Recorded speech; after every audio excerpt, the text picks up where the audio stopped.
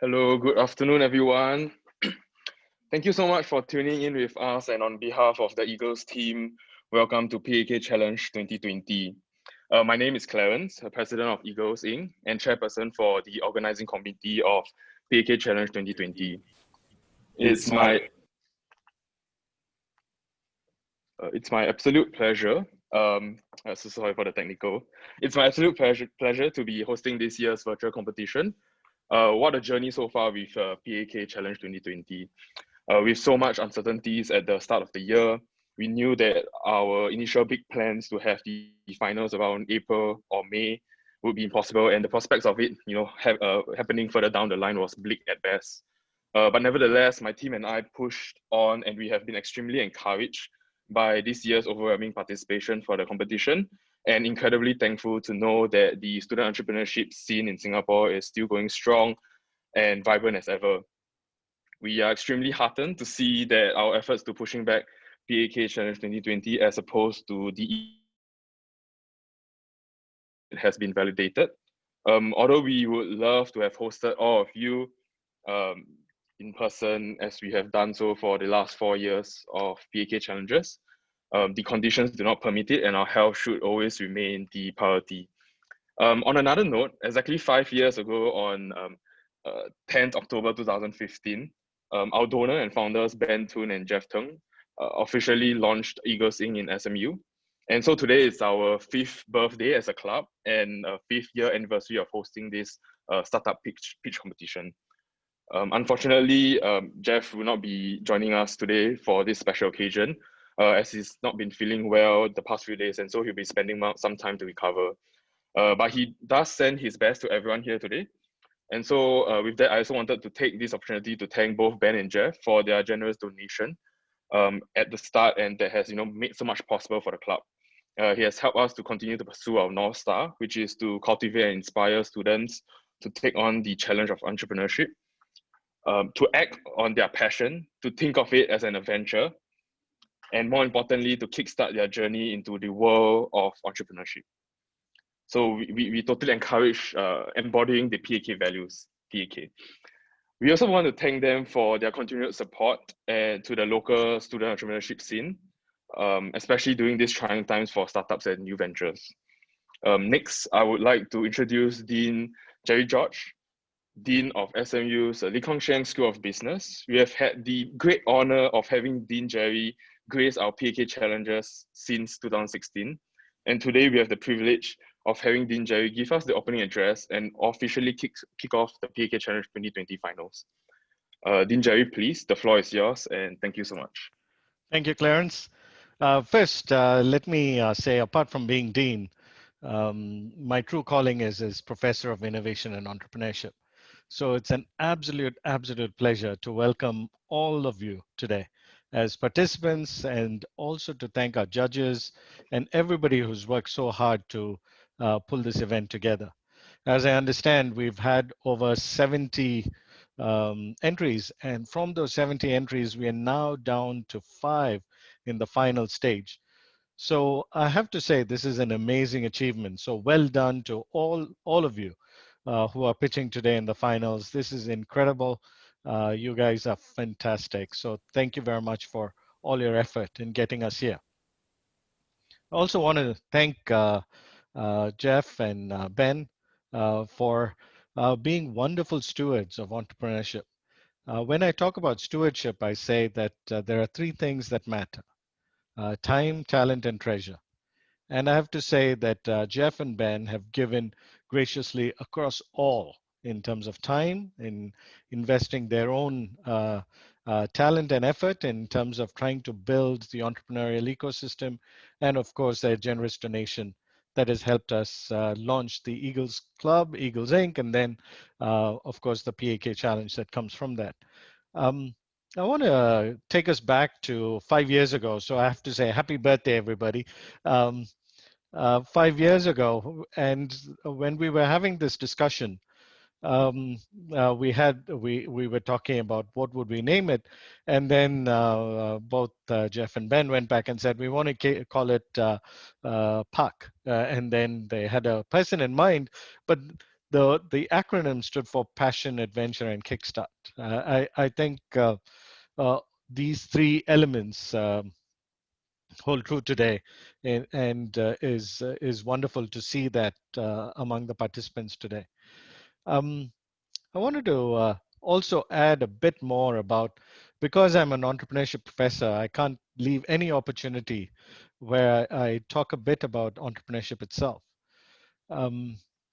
Whenever I, as an investor, look at opportunities, I try to put in my own academic lens around it and sort of say, what is it in this opportunity that makes it an opportunity, right? And so it goes back to two elements. The first one is, what problem are you solving, right? And in that, I have a certain categories of problems that I talk about. But the first one is to think about what problem are you solving.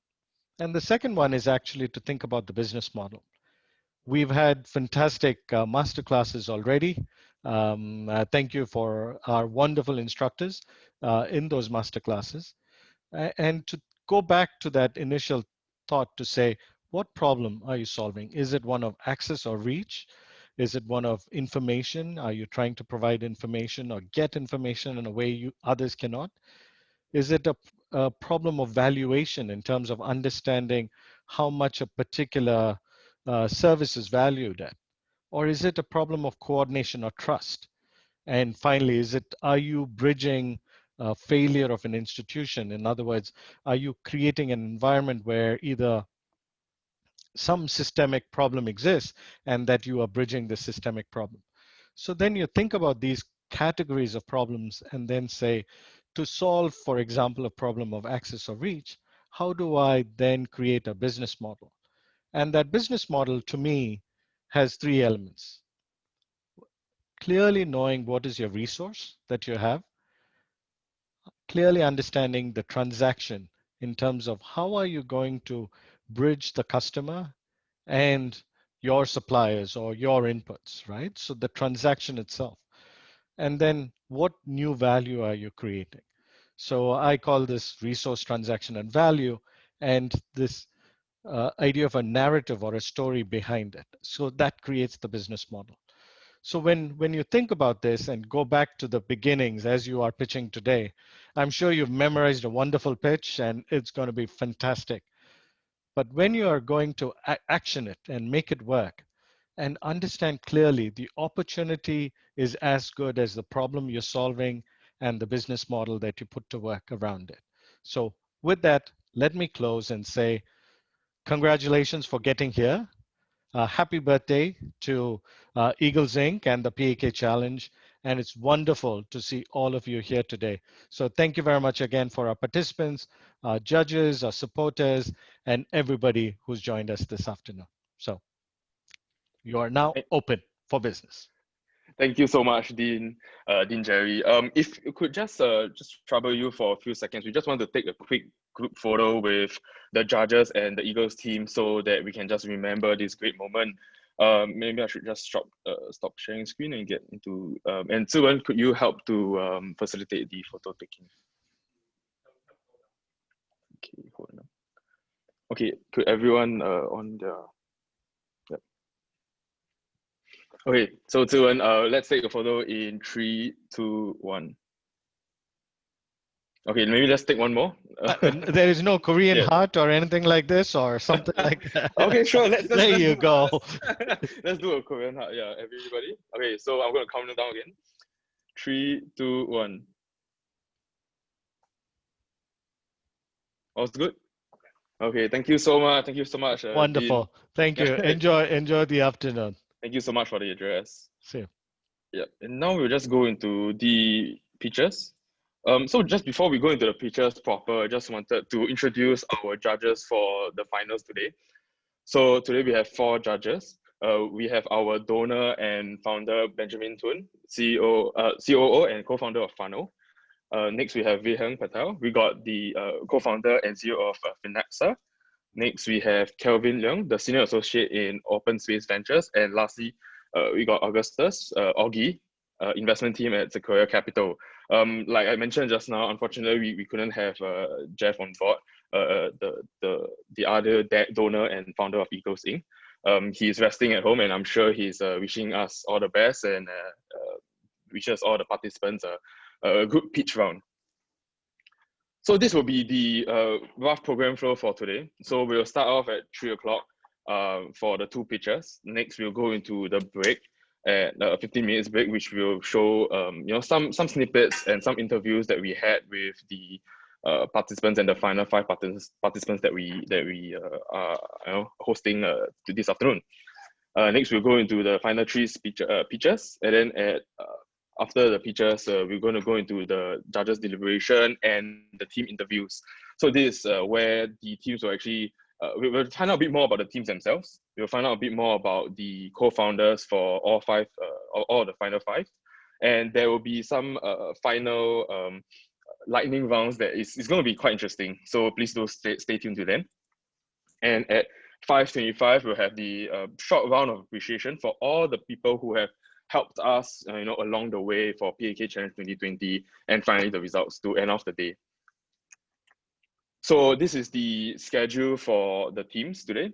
So first we have Mantheos, second we have Magorium, third after the break we have Skilio, and after Skilio we have Augmentus, and finally Tic Tag. So for each of the teams, they have 8 minutes to pitch, and after the 8 minutes is up, they will hear the bell sound. And so this sound will just indicate that they have 30 seconds left to wrap up the pitch. And so after that bell sound, the judges will then have an 8 minutes Q&A for the teams, and we will let the judges know when the 8 minutes are up, so we can proceed to the next team. And so with that, we actually can proceed on to the first team. We are slightly ahead of schedule. So let's check if the first team is ready. Yep, we're here. Hi, Jeremiah. Hi, Clarence. Hi, Jeremiah. Yeah, so thank you for coming in earlier. I know we are ahead of schedule. And so, and so we have just talked about the rules, 8 minutes pitch. Once you hear the bell, you have 30 seconds to wrap up, and I think the floor is yours once you're ready. Sure, let me just figure out the technical, I'm gonna share my screen and etc. So let me just do that now.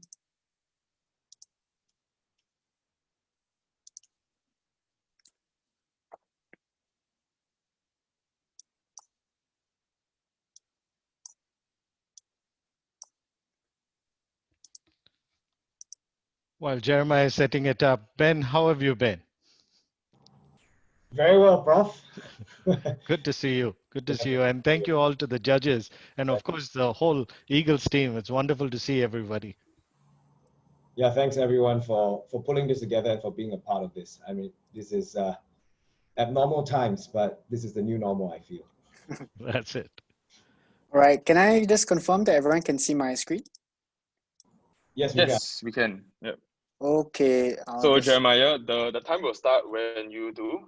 So yeah, we are ready for you. Okay, thank you. Now, good afternoon, judges. Let me begin by asking everyone to think about some of the most successful sports teams in the world and ask yourself just why they are so successful. And it's not hard to conclude that the greatest sports teams are built on the greatest talent. And this is why we're willing to invest a huge amount of time and effort into collecting data about how this team operates together and whether they are effective as a unit or not. We also measure everything about the individual to effectively predict strengths and weaknesses. Ultimately, we do this so we can make conclusions about how one sports team stacks up against another. And the thing is, a sports team is no different from an organization where their success is driven primarily by the workforce behind it. So why is it that we're doing it for sports, but not for organizations? When it comes to organizations, we somehow think less of people and instead value financial metrics more than anything. And we forget that financial metrics are merely indicators of performance. In order to really and truly understand an organization, you have to look under the hood and see the talent that it is made of. Well, there is good reason why this has not been done. It is incredibly difficult to analyze an organization's workforce for a couple of reasons. Firstly, every single workforce has different function categorizations. Every workforce also has different skill classifications. And third, every workforce also has different hierarchies and have different seniority levels. Every organization interprets their workforce in their own unique way. This categorization and terminology makes it incredibly difficult to not only analyze their own workforce, but also to compare their workforce capability with competitors. And to make things harder, they also don't share this data with anyone else. At Mantheos, we have developed the technology that is able to aggregate external data, clean and structure it at an unprecedented scale that we've not seen any competitor able to do so. We are then able to make sense of the data using natural language processing and AI technologies. And only by doing this can we now evaluate workforces like apples to apple.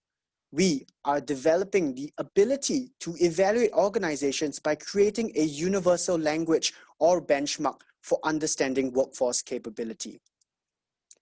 Our technologies can be applied to workforces in the hundreds of thousands at the aggregate level and workforces in the single digits, or what you might call an early stage startup. And the best way for me to explain it is to share a couple of use cases with our current paying clients. Let's first explore the use case for understanding large workforces. Investment analysts use Mantheos to evaluate large organizations based on workforce intelligence. One hedge fund that we're working with is tracking where salespeople are leaving to know which companies are not hitting their targets. A private equity firm is investing in companies that are winning the war for talent in key strategic initiatives. Moving on from large organizations, how can our technology be applied to workforces in the single digits? We're currently working with a venture capital firm that wants to identify potential founders based on specific metrics of what they believe makes a good founder. It could be the universities that they've studied at, or it could be the companies that they have worked at, like Google, Facebook, and Amazon, or it could be the location they're based in or the skills that they possess. Any data point that could indicate the ability to be a potential founder. And now they've built a successful target persona of who they believe to be potential founders. Mantheos helps them to find these people and tells them exactly how many of them are there.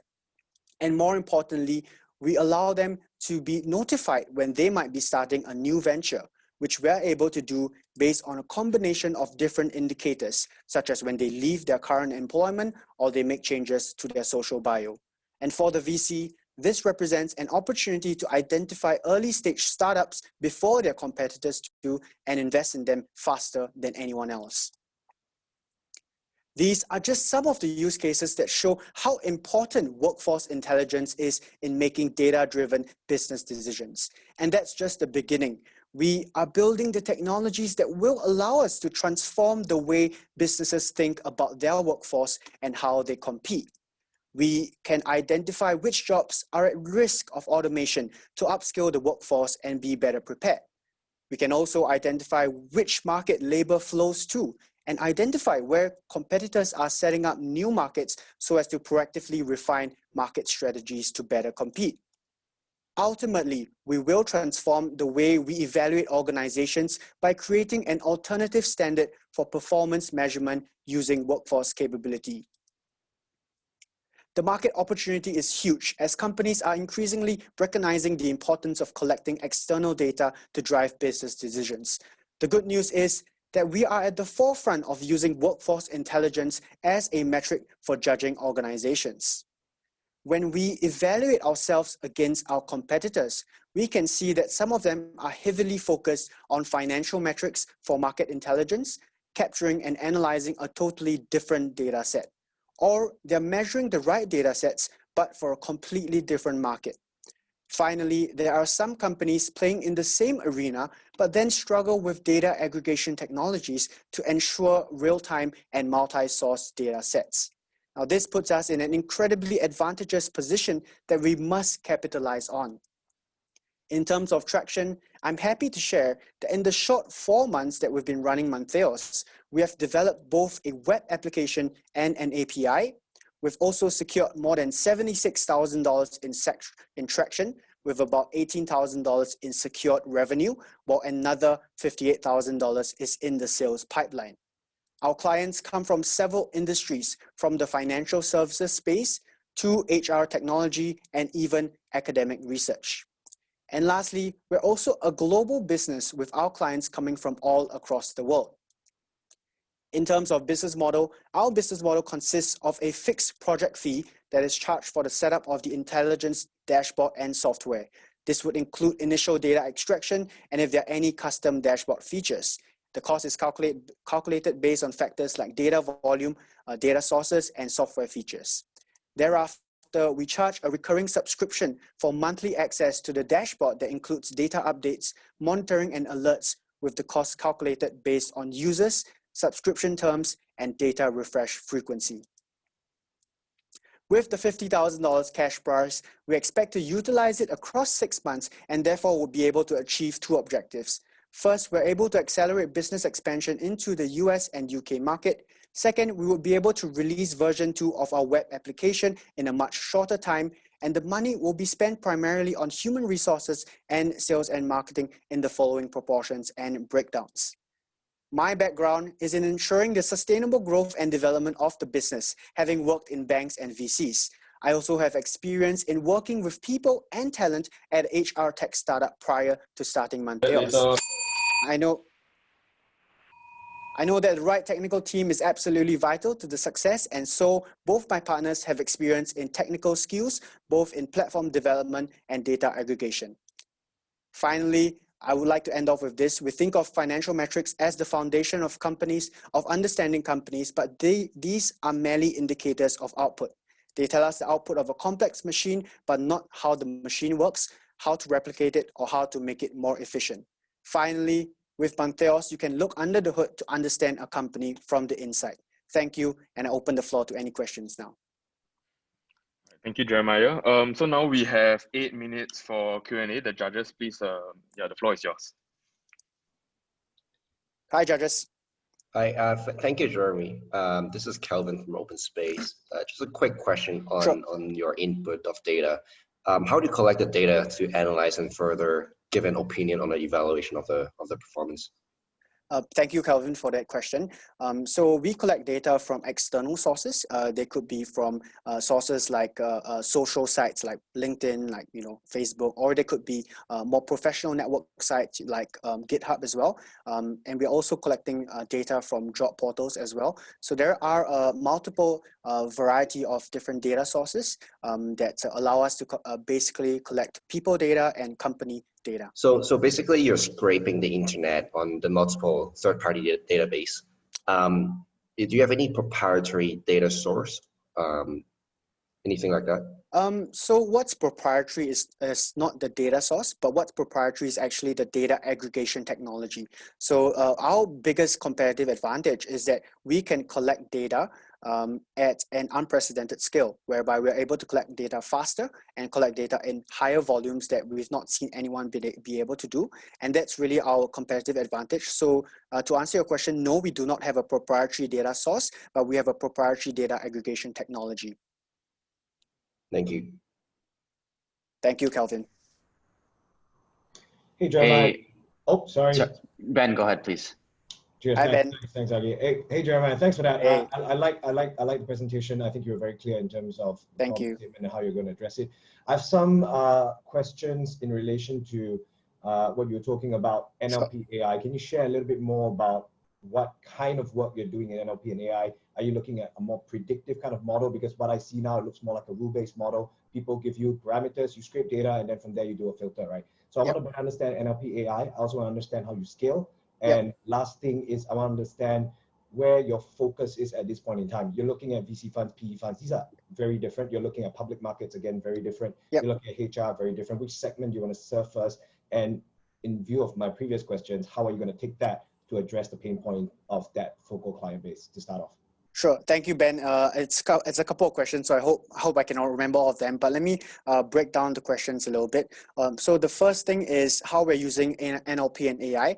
So you're right to say that at the very top of the data funnel, we are aggregating the data from external sources. And once we aggregate it, the importance here is to actually clean the data and structure the data, remove any duplicates. And then it's actually important to be able to understand whether it's a profile of a company or whether it's a profile of a particular talent or person. And to be able to understand that, we have to be able to understand the terms that they use in their profiles. Because as I mentioned in my presentation, everyone has a different way of saying customer service. It could be customer service, customer success. Everyone has a different way of interpreting seniority levels. And so that's where the NLP comes in, which is really to understand these various terms and peg them at a common benchmark. So that's where NLP is being applied. And with regard to artificial intelligence, we're utilizing AI to basically be able to move into the prediction of when certain things change. So for example, when we see that right now we can understand when a workforce has a certain level of attrition or a certain level of hiring. This is based on historical data, but we're using AI technologies to be able to effectively predict it before that happens. And so companies are able to utilize that for their business. So that's the first question, the answer to that. The second question is, if I recall correctly, is about scaling. So with regard to scaling, you would see that our business model is primarily a SaaS business model. However, because the clients that we work with are large enterprises and they usually have some very custom requirements, at the very core, we have already the dashboard and the functionality built out, and that's applicable to all clients. But then to add on certain dashboard features that are suitable for that particular client. But at the very foundation, we're using the same technologies in terms of data aggregation and the AI and the NLP that's being applied. So that's how we're able to scale up and reach more clients at a faster speed.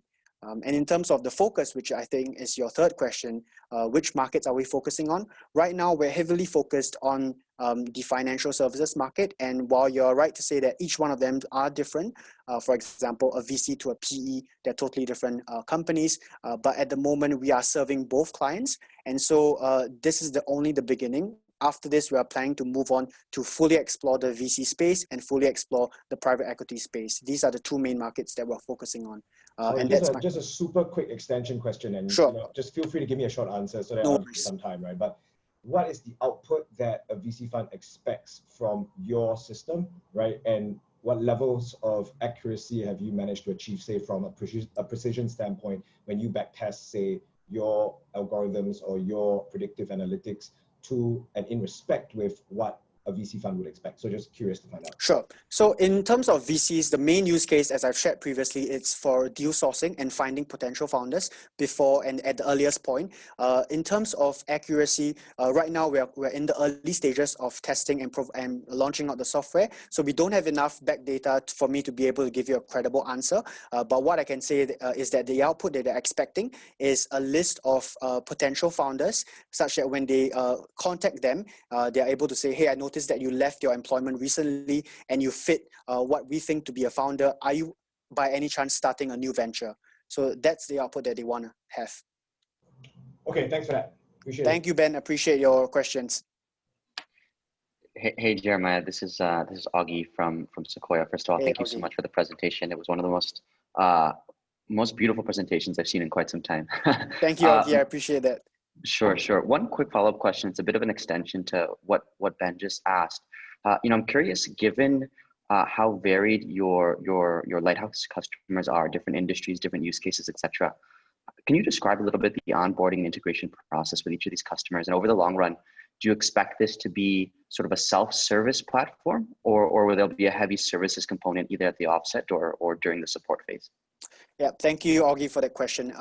So to answer your question, right now, the onboarding integration process requires a lot of service, a lot of man hours, because the clients that come in they tend to be large enterprises, and the projects that they're embarking on are quite innovative and quite exploratory in nature, and therefore there is a lot of man hours spent in servicing the clients. So you would expect that when a client comes on board, we will spend about a couple of hours understanding the client's business before proposing certain dashboard features or certain intelligence features that we can actually integrate that will be useful for them.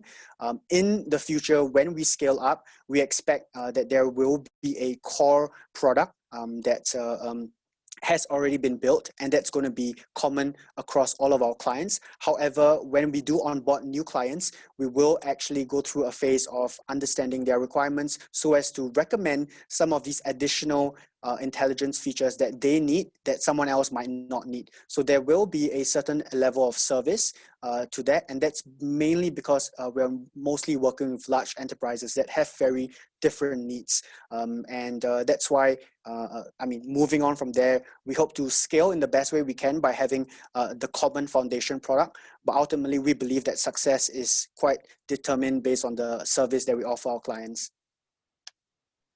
Thank you. Right, we have one more. We have time for one more question. If not, hi. Yeah. This is Bihang here from Phoenixar. Jeremiah, thanks for the presentation. I have one quick question, just adding on to it. Who's when you make a sale, who's your project sponsor, and what is currently the sales cycle like? Right. Could you clarify what you mean by project sponsor? Who's the stakeholder, or who's the person in the organization that you actually pitch to, and who signs on the check to clear your project? Sure. To answer your question, if it's it depends from the kind of customer. So, for example, if it's a VC we're working with, the key stakeholder is usually a partner of the VC that we're working with. If it's a private equity firm, it's also usually a partner or a senior management director. These are the key stakeholders or the decision makers that we're dealing with. That's to answer your first question. And what was the second question again? Sorry. What's the sales cycle like? Right. In terms of sales cycle, we do have a sales cycle of about 1 month to about 2.5 months. It is naturally longer than other kind of businesses, but that's mainly because of that service element that I was explaining to Augie, because these enterprise clients are usually quite large and they want certain levels of customization. All right. Thank you, Jeremiah. Thank you. All right, thank you, Jeremiah. I think that's the time that we have for you. And so we actually have to go into the next team. Thank you, everyone. Thank you, judges. I appreciate your time. Yeah, and so up next we have Team Magorium. So it will be pitched by both Adria and Chu Xian. Are they in the room? Hi, team. Hi, team. Yeah, so as I mentioned just now, you have 8 minutes to pitch, and so when you hear the bell, you have 30 seconds to wrap up, and then the judges have 8 minutes again to ask some questions. And so the floor is yours. As soon as you're ready, the time will start. Thank you. Sure. So just let me know if you can see my share screen. Okay, hold on.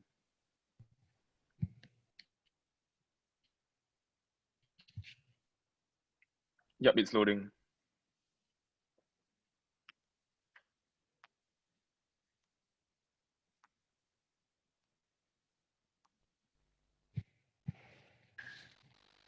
I'll start now.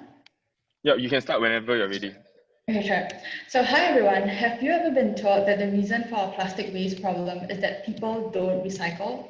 Adriel and I are here to tell you that that is not the case. So millions of dollars have been poured into recycling education. However, 91% of plastic remains unrecycled. So where have we gone wrong? Plastic has to be sorted and reprocessed to a value product.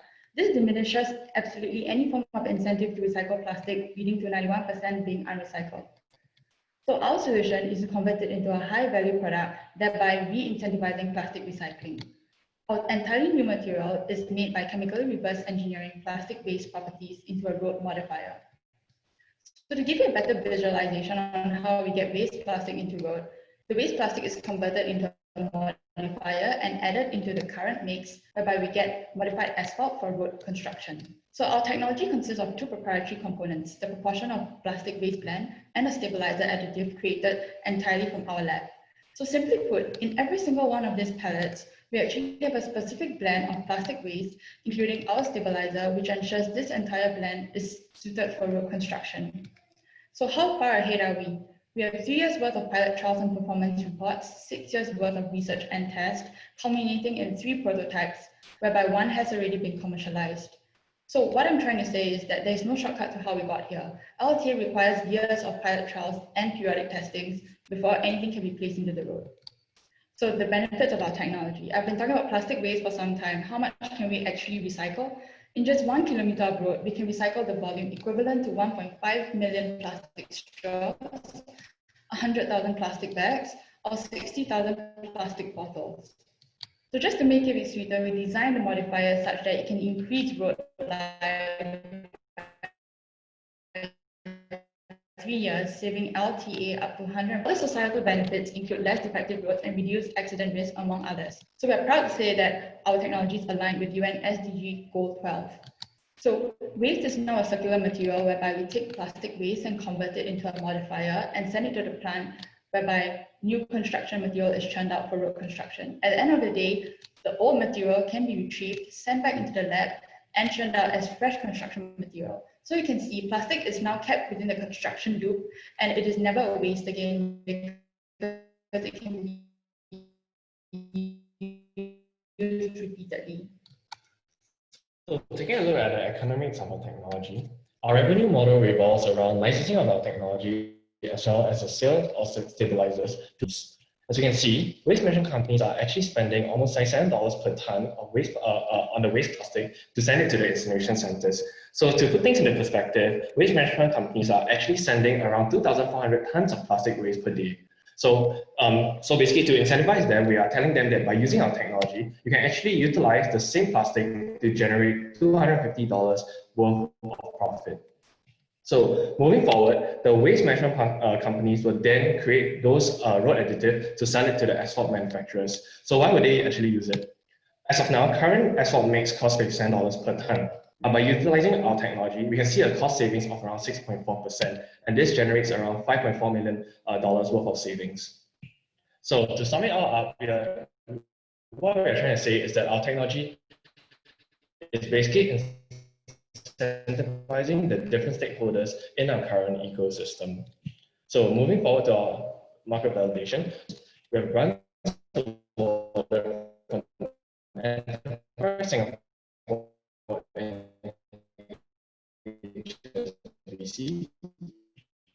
We are in collaboration with the Zero Waste Master Plan as well as $3,000 worth of direct road projects. So for competitive analysis, the first company will be the SEG and Dow joint venture. So what they did was to actually pave their own factory roads with plastic. However, moving forward, they have no commercialization plans. As for example, they actually collaborated with Singapore Polytechnic. They're only in the development phase.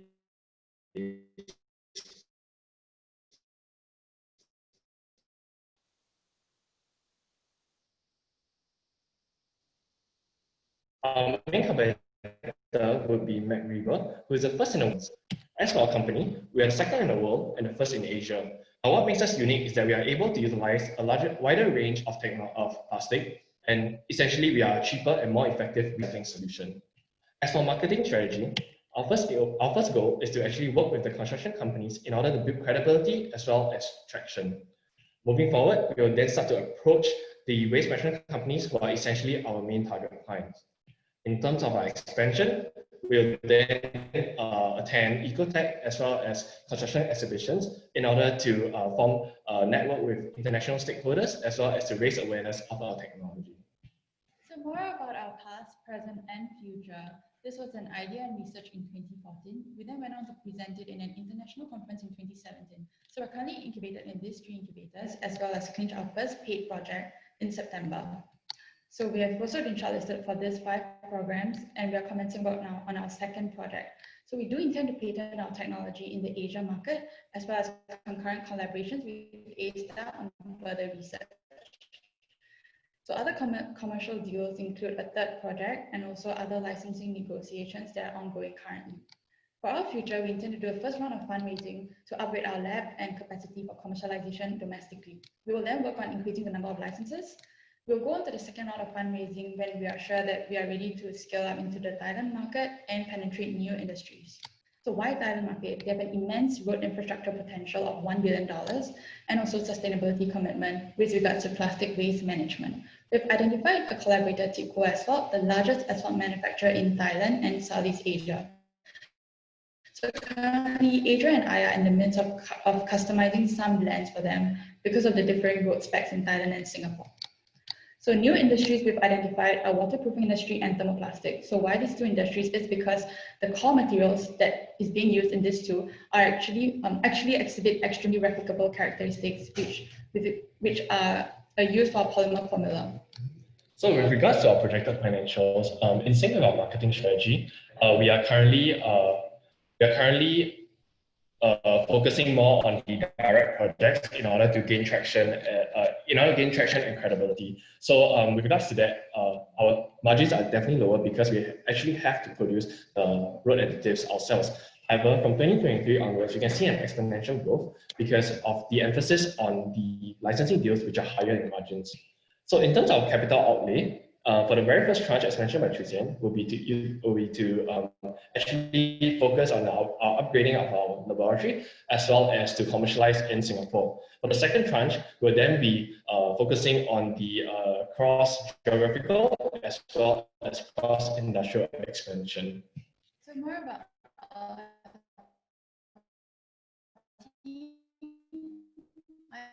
I'm in charge of research and commercialization as well as being, and my most recent structure, Mantheos.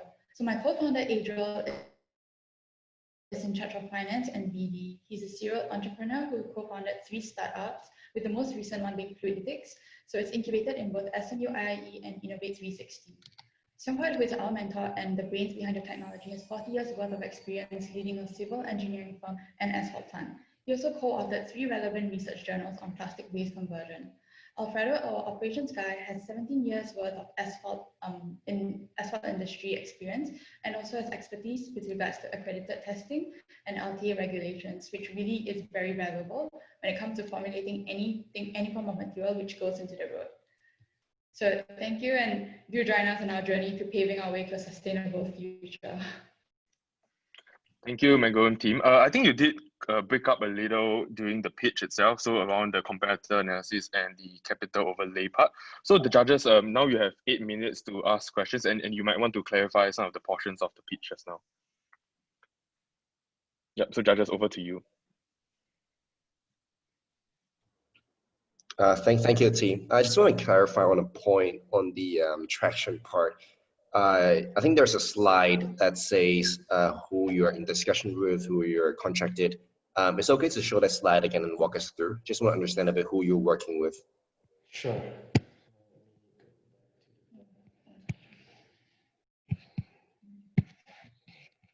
think it's Collaboration. market validation. Yeah, correct. Sorry, give us a moment.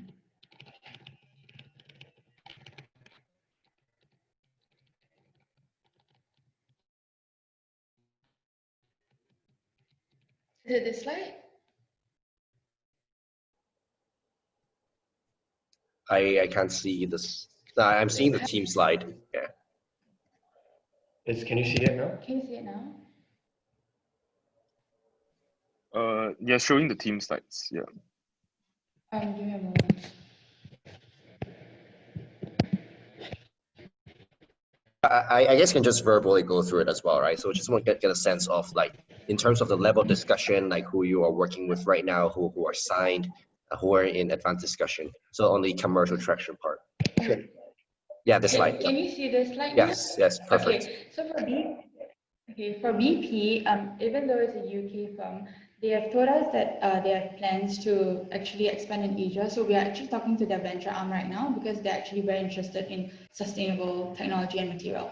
For John Holland, it is an Australian firm who is currently a contractor in Singapore.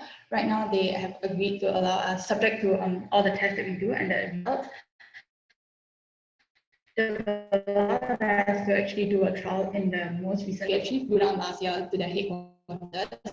We had some form of initial discussions, and because of the differing road specifications, we are currently doing some form of testing for them, and they are very keen in working with us once we get the test results out. Shania is an environmental service, so they are interested in being one of our first licensees. For Lita Ocean, they have actually allowed us to pave their car park with our first, they're our first paid project essentially. So for collaboration with regards to government agencies, we actually had a three-way meeting with all of them. Because ours is a new technology, there is no set of standard tests for us. So we actually sat down with them for ours and we customized a list of tests just for our technology. And for A-Star, we currently have an ongoing collaboration with regards to further research in using our technology as the base technology for it. So yeah. And on the patents or the research related to the business, is it owned by A-Star or owned by you? Oh, it's owned by me.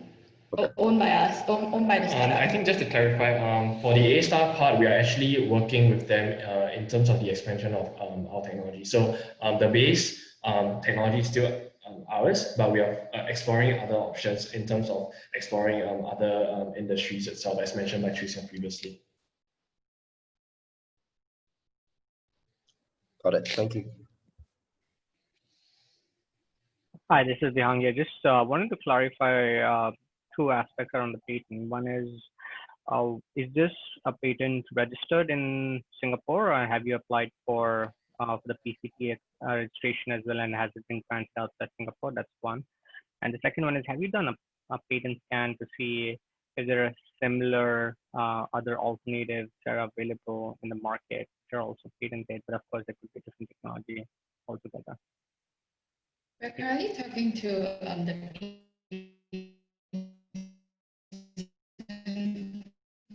patent consultants and patent lawyers, because Asia especially, but the patent protection isn't very strong in this region. So we're still working out the specifics as to how to go about doing it. So we're still in the initial phases talking to patent consultants and lawyers. So I think the consideration here is because we are considering whether we should patent it or to actually keep it as a trade secret, like what Shell is actually doing with their polymer modified bitumen. Okay, so so what is patented then? No, I think what we mentioned previously was that we are in the midst of applying for a patent. It is under patent review, so we are talking to consultants as to how to go about doing it. Because expanding in Southeast Asia and getting the patent here, it doesn't offer as strong a patent protection as it would in the EU markets. Okay, got it. Thank you. Yeah. Hey guys, this is Augie. Thank you so much for the presentation. Really enjoyed. One quick question I have. You showed sort of one of the, I guess, benefits to asphalt layers from a cost perspective. I'm curious to understand, aside from the cost consideration, what other factors and variables go into your discussions with these folks who are theoretically buying your product? Is there a discussion around structural integrity? What's the trade-off for these guys, if at all, or is it straight benefit? You want to go for it? Okay. So basically, I think, if we take a look at the waste management companies first. So essentially right now, they are actually spending money to incinerate their waste plastic. Yeah. But instead, what we are telling them is that they can actually utilize our technology to gain a profit instead. So that's one portion of it. So as for the asphalt part, what we are doing is that we are actually utilizing our technology to replace a portion of bitumen, which is the highest cost driver for asphalt manufacturing. So that is where our cost savings comes from. Yeah. Got it. Sorry, let me reframe my question. I think I wasn't very clear. My question is, I understand the cost benefit for the asphalt layers, but is there any trade-off that they would have to make? For example, is the structural integrity of the new formulation of asphalt lesser? Anything like that they need to weigh the pros and cons, or is it a no-brainer? I think I can think of right now, because in fact, in putting our modifier into the roads, it actually increases the performance of it and extends the life of road performance. So right now, Shell is selling polymer modified bitumen with virgin plastic that is extremely environmentally harmful and expensive, but very good quality roads. So what we're doing is we have managed to sell the exact same product at a very low cost using waste plastic. So yeah, that's where it is. Got it. Thank you very much. Hi, Jean. Thanks for the presentation. Just a quick question here in terms of the business model, right? So I know, as Augie was asking about the cost savings there being realized, could you better explain and share in terms of what, say, CapEx looks like, in terms of what break-even looks like for you guys? And I think most importantly, given difficulties in doing projects overseas, right? Given that you're saying beyond Singapore, there are other markets you're looking at, how do you implement, how do you scale, how do you get people to use your product, and how do you make sure that you can then grow to kind of the next phase where then you can sink in obviously a lot more in terms of capital expenditure to grow this business? So I just want to hear some thoughts around that. I understand. Okay, yeah. So in terms of the CapEx portion, right now what we are actually focusing our expenses on is mainly to create a manufacturing facility with regards to the stabilizing additive. So because right as of now, there are many questions with regards to, okay, what if there's an import ban of plastic from other regions into Singapore? So that's the reason why we are solely focusing on providing the stabilizers and licensing our technology to the individual countries whereby the plastic within the country can be used by the waste management facilities. So basically for ourselves, we are keeping our CapEx low in order to just solely focus on the production on the stabilizing additive. Okay, so and how we intend to expand into overseas, the model will be similar to Thailand's one, whereby we identify the biggest players, we then approach them because those biggest players, they will have the relevant networks and connections and know-how as to how to go about doing the entire thing. So it's just like how we identified TIPCO as the largest export player in Thailand, and whereby we'll start working together from there. Yeah. So from an implementation perspective, does the fact that you're based here and the fact that maybe you don't easily have people in Thailand with understanding of how to use your technology, is that going to be an impediment? In terms of utilizing the road additive into their asphalt? Correct. So from an just saying, like from an implementation perspective, how I know that licensing as a revenue model is always very iffy, because what if the person entirely gets know-how? Exactly. So how we actually control the technology is through the stabilizer that we sell. So without this stabilizer, your plastic will really just be a mess of plastic and not road construction material. Therefore, we need the fundraising to actually increase stabilizer production in Singapore, because the stabilizers will be entirely by us, and that is the special sauce if you have it that way. Sure. That's great. That's great. That's how we control the technology. Thank you. Got it. And in terms of, sorry, just one last question for me. In terms of the current projects you have in your pipeline, you have sort of hit the minimum MOQ, right? Like a minimum order quantity of sorts for you to justify the CapEx risk that you're taking, even with your small manufacturing facility, if you would. So you kind of are comfortable with that already.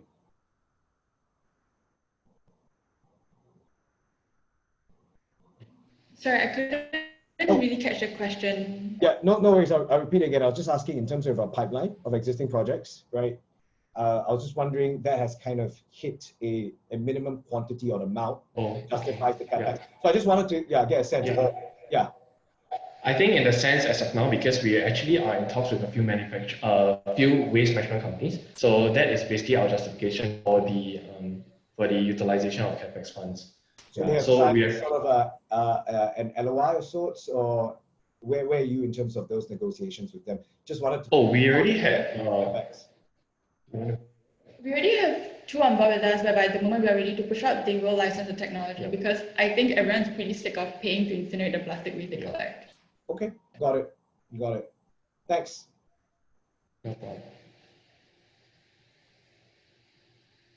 So if the judges do not have any more questions, I think we can move on to the next thing. And so thank you so much, Team Magorium. Thank you. Yeah, and so now we're actually slightly ahead of schedule. So now we will go into a quick break, 15 minutes break, before we come back with the final, the last three teams. And so let's maybe just get a quick toilet break, maybe just get a snack or something, and then we'll just come back at 3:40. Yeah. So hope to see you guys back soon.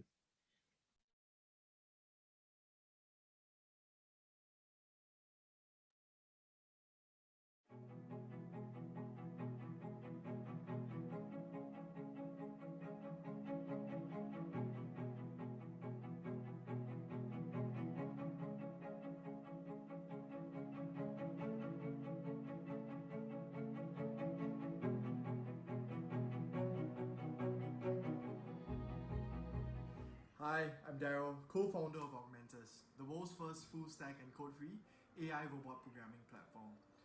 Thank you, PAK Organizing Committee, for giving us this opportunity to be part of the feature. Really appreciate it. So I've got some questions to run through now, so let's just get down right to it.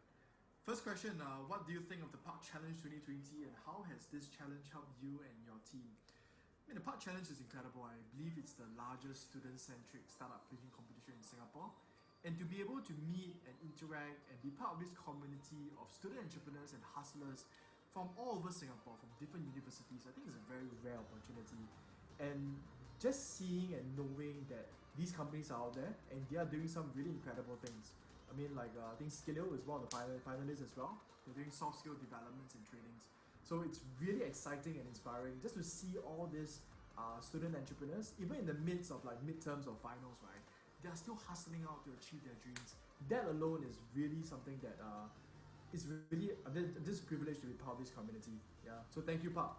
And in terms of actual value add, I think one of the biggest ones I received is from the judges and the panelists. So I think last week we had the semi-finalists for the PAK Challenge, and the judges gave so much valuable insights and feedback, as well as they asked a lot of deep probing questions to our company, which made me think a lot more deeper into how do we strategize and how do we achieve long-term KPIs and objectives. So really thank you, PAK, for this opportunity, and I think I learned a lot from this short few months in this program. Okay, next question. How are you feeling so far getting to the finals? I mean, there's only one word I can describe, and that's excitement. Nervous, of course, but more towards excitement because I just can't wait to be sharing our solution, our product, and how exactly are we revolutionizing the robotics industry in the coming weeks in the finals. So we are also taking into account the feedback and the insights that we have already received from the judges last week from the semi-final round. So I'm very excited to try to improve on that and see whether the judges are receptive to that and whether or not there's even further improvements that we can make towards our pitch to better position ourselves to revolutionize this industry. Okay, next question. Could you share briefly about your idea and the team behind it? So the team behind Augmentus is people with domain expertise in robotics and automation. So we have experience from A-Star, System Engineering, Seagate, GovTech, Citibank, and NUS. And I think we realized through these experiences, we realized that there's a tremendously high barrier for robotics and automation. And this is particularly due to the high difficulty in programming industrial robotic systems. So just to give you a good example, imagine that you already own a robotic system and your component part of the process were to change by even a little bit. It can cost tens to even hundreds of thousands of dollars just to reprogram and redeploy this one system. So that is why we built Augmentus. Augmentus is a full stack platform that simplifies and unifies industrial automation by enabling non-technical users, so people with no experience in robotics, to be able to develop and deploy these robotic systems, as well as reprogram and operate them post-deployment. So we hope that we are able to drastically lower the barrier for companies to adopt robotic systems, and we are on a mission to democratize robotic automation. Okay, next question. How did you know when you had the right idea? I mean, this is a good question, and I think every company has a different answer to this question. For us, when we first started out Augmentus, our product was radically different from what it is now. I mean, the product that we had in mind, the solution. And I think it's very normal for startups, right? The solution changes all the time, but the problem tends to remain a bit more the same. So at the beginning, we spoke to so many different customers and users. So MNCs, SMEs, robotic manufacturers, robotic engineers. And through those validation processes, we realized that yes, the problem does exist. But our solution needed to be tweaked quite a fair bit in order to really solve that problem statement, that specific problem statement. Because as a startup, you have to operate with limited resources, right? that's the whole, I think in my opinion, that's the whole definition of a startup. How do you have success with limited resources? So we had to really prioritize what we want to build, what we want to validate, what we want to acquire as a client. So I think that entire process took us months, and we only really knew when we had a really solid solution or idea is when the customer or the people that we spoke to said, yes, I want a solution. When is the product ready? I want to pay for it. When is the early access? When is the trials? When is the demos? That is when you know you're onto something that's pretty life-changing and revolutionary. So for us, that happened sometime around mid last year, and we just hustled on and doubled down from there with client acquisitions and product development as well.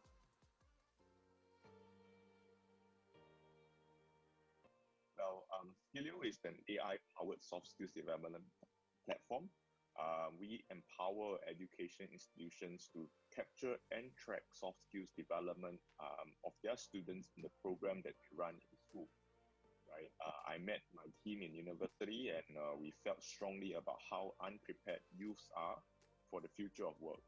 And ever since, we have then bootstrapped our way here to where we are today. And we look to continue the work that we are doing to help empower more youth for the uncertain future ahead through soft skills development. We started to know that we had the right idea when we managed to close our first client, just an MVP built using Google Forms and Coda, right? That indicated to us that the pain point is painful enough for our client to be willing to pay for it. This gave us the confidence to continue to build on our idea, as we know that somebody is willing to pay for this pain point that they had. That sort of gave us the indication to move along in the right direction. I would say that age is a number. As long as you are passionate about the problem that you are solving, give it your best and be open-minded to learn along the way from mentors, from other peers that are starting out as well. This will be an awesome learning journey for everybody. Thank you. My name is Adriel and this is Xuxian, and we're from Magorium. We are super excited to have made it to the top 5 teams and believe that this competition has helped us gain valuable experiences. The resources and masterclasses organized have been immensely helpful in our startup journey. This is our very first competition, and we were really not expecting much. We joined this mainly to gain exposure, but having gone through the finals, both Xuxian and I are extremely excited and can't wait to pitch our startup on the 10th of October. Our idea is a technology to convert waste plastic into road construction material. It is both a plastic waste recycling solution and designed to improve road performance. The team behind it consists of Adriel and myself, the co-founders of the startup. The other 2 members include Alfredo, the operations and lab in charge, as well as Xianghua, our advisor and the brains behind the whole idea. My team and I are honored to be part of PAK Challenge 2020. It's actually our first time participating in this challenge, even though I've heard about it since like 3 years ago when I first entered SMU. This challenge has definitely helped me think a little more about what makes Tic Tag work, and all the aspects of our pitch will be fine. So things like our business model, our traction in the market so far, our unique selling point, competitive landscape, and virtually everything else. We've had the motivation through PAK to get the whole team familiar with some of these concepts, and it's really been an invaluable opportunity for us. So the idea of Tic Tag. Tic Tag is a mobile-based data labeling platform for supervised learning in AI and machine learning. We label huge data sets of images, text, videos, audio, and that is the most important precursor to developing the most AI solutions in the market today, as well as in the foreseeable future. We do this by crowdsourcing all of these labeling tasks like name entity recognition or bounding box labeling out as micro tasks that can be completed by regular Singaporeans like you and me for actual monetary rewards. My team of 5 undergraduates participating in PAK have diverse backgrounds in AI, finance, operations, UI, UX, marketing, and one thing that we all have in common is that we all know what we're dealing with in AI and deep learning because we've just had so much exposure to the AI market because of Tic Tag. 3 of us, including me, are double degree business IS students in SMU, and the other 2 are from also onboarded 2 AI professionals from a well-known NLP AI startup in Singapore to serve as our advisors. There were also SMU alumni that were high flyers back in the day. This is a team that I'm very proud of assembling, and I can't wait to see what happens 1 month from now, or 2 months, a year from now, because I really believe that the future shines bright on us. So the PAK Challenge, this competition, is something I feel any undergraduate with an idea should definitely participate in, as long as you have an idea that you believe in. Don't worry about juggling your academics so much. It's definitely going to be a tough journey, one that could start with the PAK Challenge, but being a startup founder is really also about personal growth, right? Even if you're still doing maybe 4 mods a sem or juggling your startup, if you're really committed enough, anything's possible. I understand that I understand it's the best, and I talk to other startup founders every single day about their problems, and as well as my love sharing. So don't be afraid to reach out if you ever want to talk or discuss synergies. So with regard to the idea, I think fundamentally we were very interested to see how we could use external data to actually drive business results. I think the one thing that we all see is that external data is just increasing. The amount of data on people, on companies is just becoming so valuable. It's strange that people aren't using it to run their businesses. So we really wanted to take that and grab that full opportunity. In terms of the team behind it, we are quite. I think we have quite an impressive team. We have 3 partners, both of which my 2 other partners are technical partners. So one develops data, and then the other is developing the interactive, dashboards and sort of the interface. And obviously my job is to try and sell. So I think the team behind it is more than capable to drive this business forward. Right, 4th question. So how did we know when we had the right idea? Basically, I think when we started to see a lot of interest in it, I think it has only been 4 months, and 4 months we're looking at several clients and already producing a revenue. We knew it from a very early stage because there were clients that approached us to pay for our services even before the product had been developed, and so that was a good indicator for us. Last questions.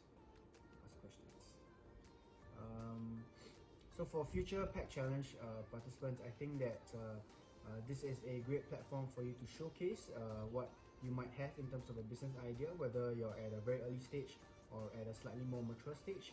And I think the competition is set up to really bring out that in the participants. So if you have something like that, I would encourage you to join this competition and see what it could bring for you. Thank you.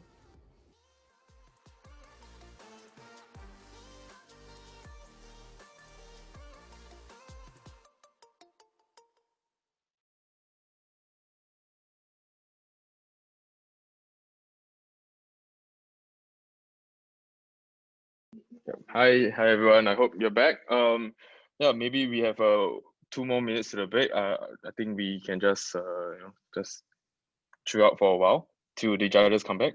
The break will end at 3:40, and then that's where Felix from Skilio will actually take the stage and share about the startup.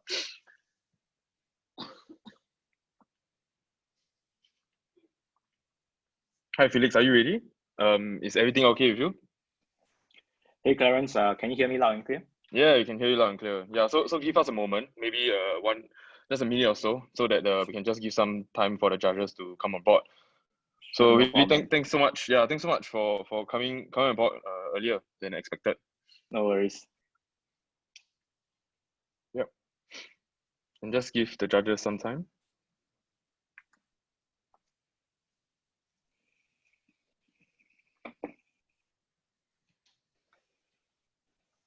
Hi judges, I hope you guys had a good break, a good toilet break and all. Let's just wait for Wei Heng to come back and then we can start the pitch proper.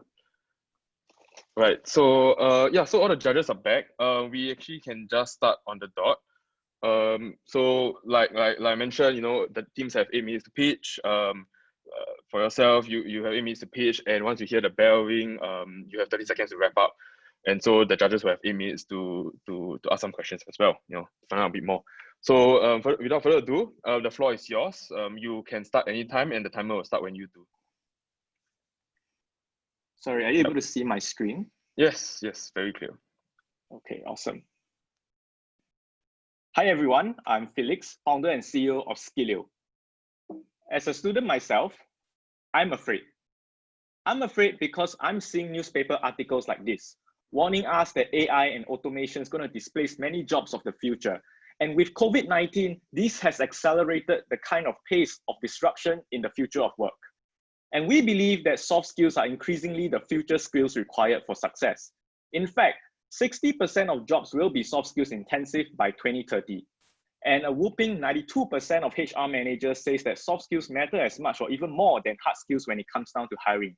And what's more shocking, 73% of employers said finding qualified young candidates with the right soft skills are somewhat hard or very difficult.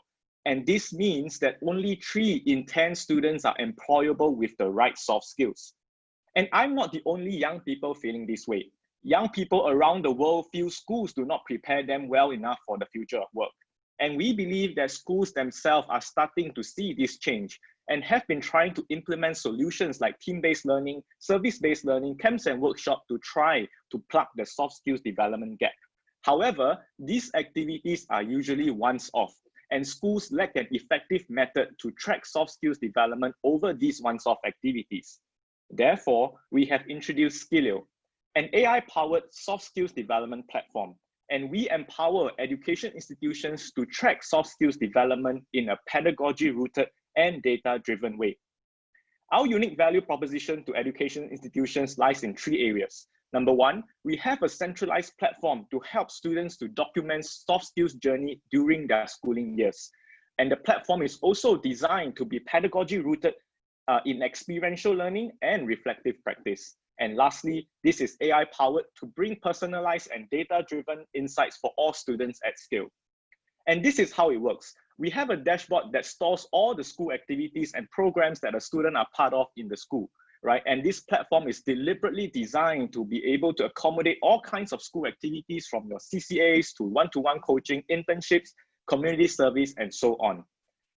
And at periodic intervals of the activity, students will reflect about their experience and also get feedback from their peers, coaches, or mentors about how they have performed. And this is actually grounded in established pedagogies in learning, like your reflective practice and crowdsourced feedback. And at the end of each activity, students' qualitative reflections and feedback are run through our AI algorithm to measure students' development in soft skills. And after 4 years or 3 years in school, after going through many different school programs and activities, students will have a holistic portfolio of skill sets and activities anchored around their soft skills development. And this is a good complement to your academic portfolio that they can use to showcase employers or other career opportunities with a holistic lens on how they have developed in school. So you might be wondering, how do we use AI to measure soft skills? We break down soft skills into behavioral competencies, and these competencies are based on established behavioral theories. For example, when we talk about leadership, we actually reference research from Lewin's style leadership theory, situational leadership theory, so on and so forth. And these eventually form our soft skills taxonomy, which we use to train our AI model on. And what happens next is that we use our reflections and feedback that we collected from the students to run it through an AI algorithm to pick out soft skills and behavioral characteristics from those texts. And these are then visualized onto the charts and graphs that you have seen in the slides earlier. The market that we are in is the learning analytics market, and it is a $3.1 billion market globally.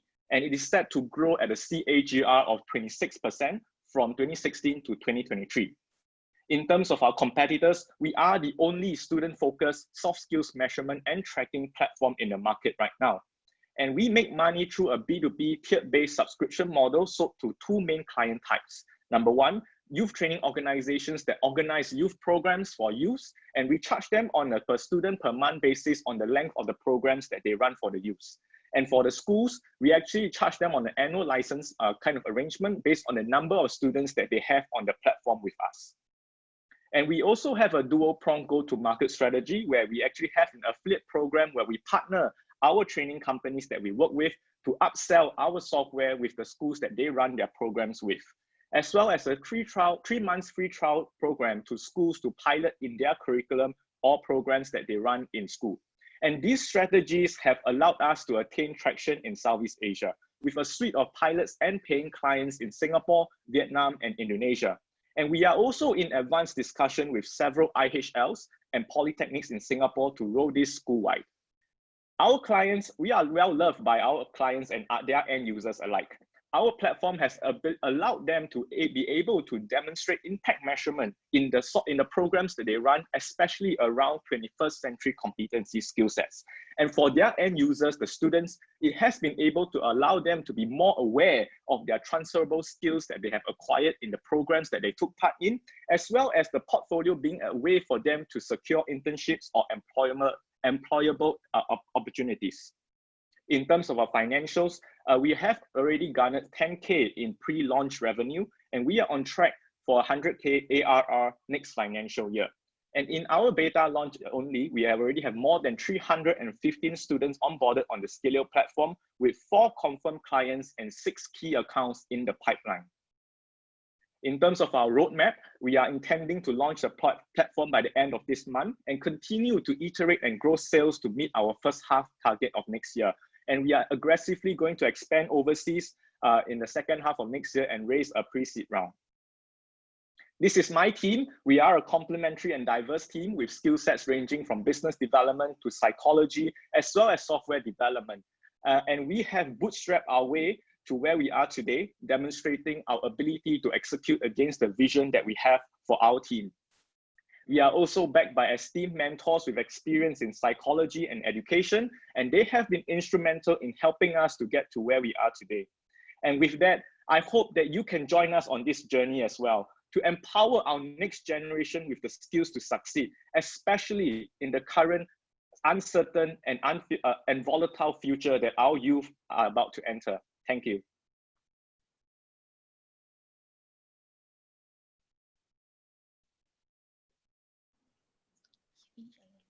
Thank you, Felix. Thanks so much for the presentation as well. I really enjoyed it. One question is, I want to understand whether there's any implication to future employers. Let's say when they're hiring from school, how will your system come into play? And is that part of the key value proposition from your side as well when you're trying to market this to the school? Yeah, so actually, if I were to explain a little bit more the whole market itself, right now, especially when we are talking to a lot of the IHLs, they have a very well-designed academic report based on your GPAs and your CAP, right? But they don't have a way to then able to showcase the holistic development of their students in the CCAs that they take part in and so on. So we are actually building up the next phase, if I can show you, is actually to build up a talent solution where we actually connect the students that go through our platform with the data points that we collected over the 4 years in school to actually allow enterprises and institutions, right, to be able to pick out the right talent in soft skills, right? So this could be, for example, when we talk about whether students have demonstrated visionary leadership, whether they have, demonstrated teamwork, for example, based on the data points that are collected from all the reflections and feedback that they have done across the entire 4 years in school. So we are definitely working on that, and that is something that it is in the pipeline that we are trying to drive for the students as well. Got it. And for the data point that you're collecting, is it filled up by the student himself or herself, or is it somehow you can get connected to the school system, or how do you collect the data about the students?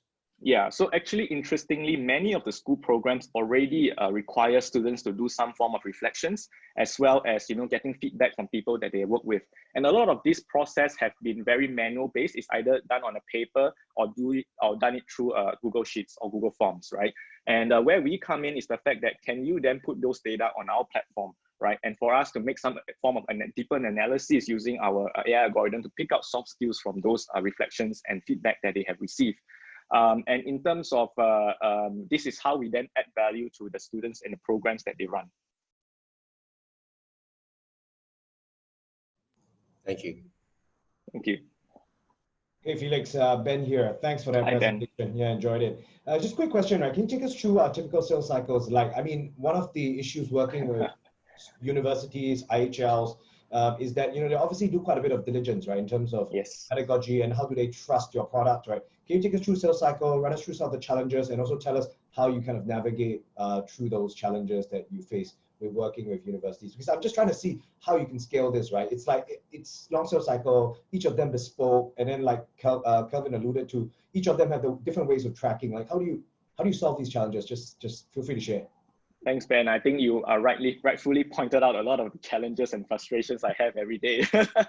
and yeah, you're right. You know, in terms of a sales cycle, you know, especially working with big universities, it usually takes us about 3 to 6 months in terms of trying to get due diligence done, trying to understand the pedagogy behind the platform and how this can be implemented in the student body. But interestingly enough, we actually have institutions that came and looked for us to actually deliver this solution for them.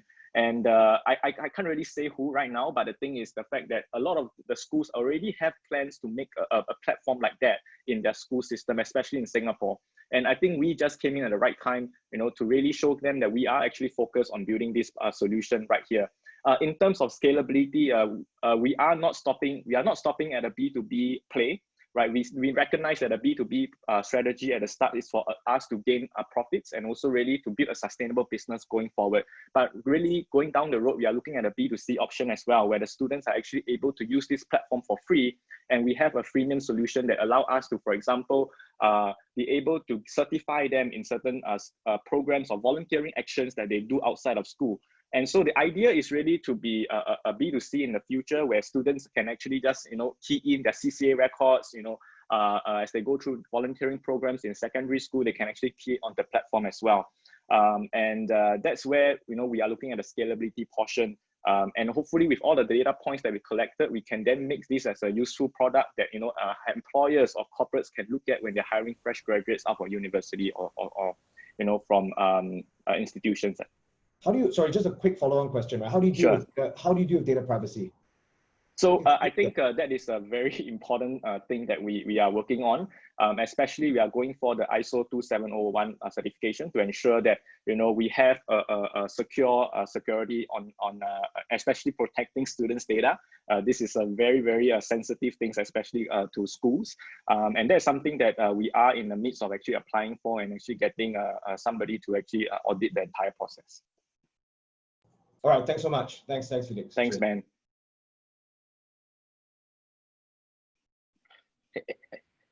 Hey, Felix, this is Augie. Thanks again for the presentation. Actually, a very similar or maybe follow-up question to what Ben just asked. You know, when you were going through the presentation, I was very curious. You know, the product you're building, especially given the fact that the benefit really accrues after, let's say, a student has been using your platform for several years. Maybe they've transitioned schools or jobs, but they stick with your platform, right? So it suggests to me sort of a B2C motion, or maybe a distribution first motion, where you could follow very much the growth path of Dropbox or Slack, where you have users maybe using your product, maybe not paying, but using it for free. And then that enables an easier B2B conversation, right? When you say, hey, I already have 30, 50 students of yours using my platform, you know, why not sign up? My question for you is around staging. You know, you mentioned that B2C would sort of come later in the roadmap. Can you talk a little bit more about why that is? You know, why B2C and then B2B as opposed to the reverse, or maybe in parallel? Yeah, so I think we actually had a very long debate in the team whether which direction we should go as first. And I think because we were strategically all students ourselves in the founding team, and we actually had strong networks with some of the school leaders in the schools that we are in, and we have actually been actually conversing a lot with them. And I think that was where we decided to go with a B2B option first, right? To be able to, you know, get in some form of revenue and actually traction in terms of what we do. Because I think, especially as we go for a Dropbox kind of model, if we were to go B2C straight up, I do have to say honestly that there are some challenges that we face, especially, for example, for students, right? You know, they might find it a hassle, right, to, you know, build in reflections every single week or every single day on the platform for entire year. right? But if it's run through a school structured program like an internship or like a community service project, like especially in SMU, right? This is something that is already been baked into the process, and that makes adoption much more easier. And we know that reflecting a practice is not something that's very common for all students as well. And on our end, we are also doing our best to to educate users on how that is something very important and beneficial for personal development and growth, especially in the kind of future that we're entering.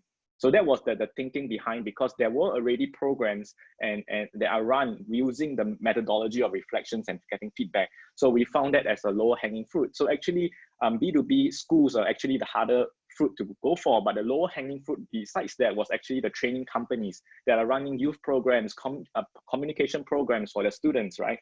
And they were the one that were the first to take up the platform before we actually went to the schools. In the future, we are really looking at a B2C model where we then can then get more students like what you mentioned, a Dropbox model, right, where we give up a free platform for them to upload what they have learned and things like that from then on. Got it. Thank you. Thanks, Ollie. One question, Felix. Hi, this is Vihan here. Thank you for your presentation. It was quite well laid out. My question is, can you explain to us how does a university or a school engage with you, and how do you onboard them, and what the process looks like? Yeah.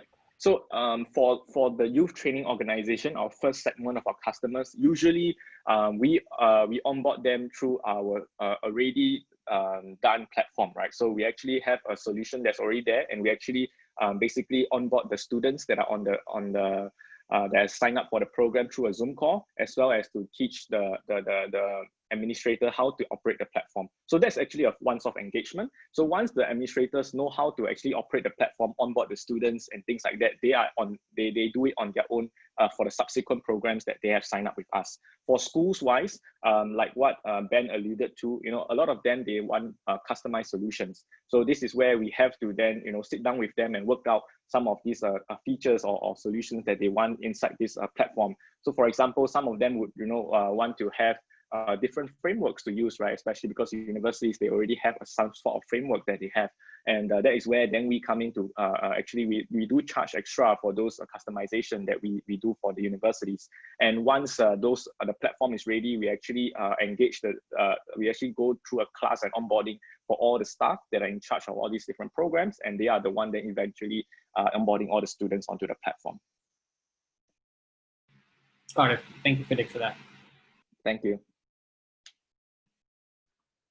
So I think, judges, any more questions?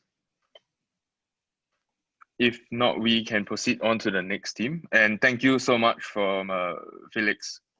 Thank you, everyone. Yep. Appreciate it. Thanks, Felix. Thanks.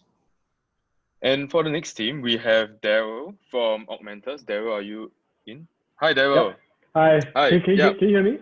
Yes, can hear you loud and clear. Awesome. Yep. So as usual, 8 minutes pitch. After you hear the bell, 30 seconds for you to wrap it up, and then 8 minutes again for the judges to ask any questions they may have. So the floor is yours. Whenever you can start, the time will start. Okay. Yep. Hi, I'm Gerry, co-founder of Augmentus, the first full stack and code-free AI robot programming platform. We live in an incredible time for robotics, from advanced manufacturing to urban farming to supply chain logistics and even smart kitchens. Robots are everywhere. But what drives robotics are tens of thousands of highly trained robotic engineers programming countless lines of code just for simple robot movement. And this is an $8 billion industry that costs companies over $150,000 just to program one robotic system. But here's the bigger problem. After you develop and deploy robots, you have to operate them.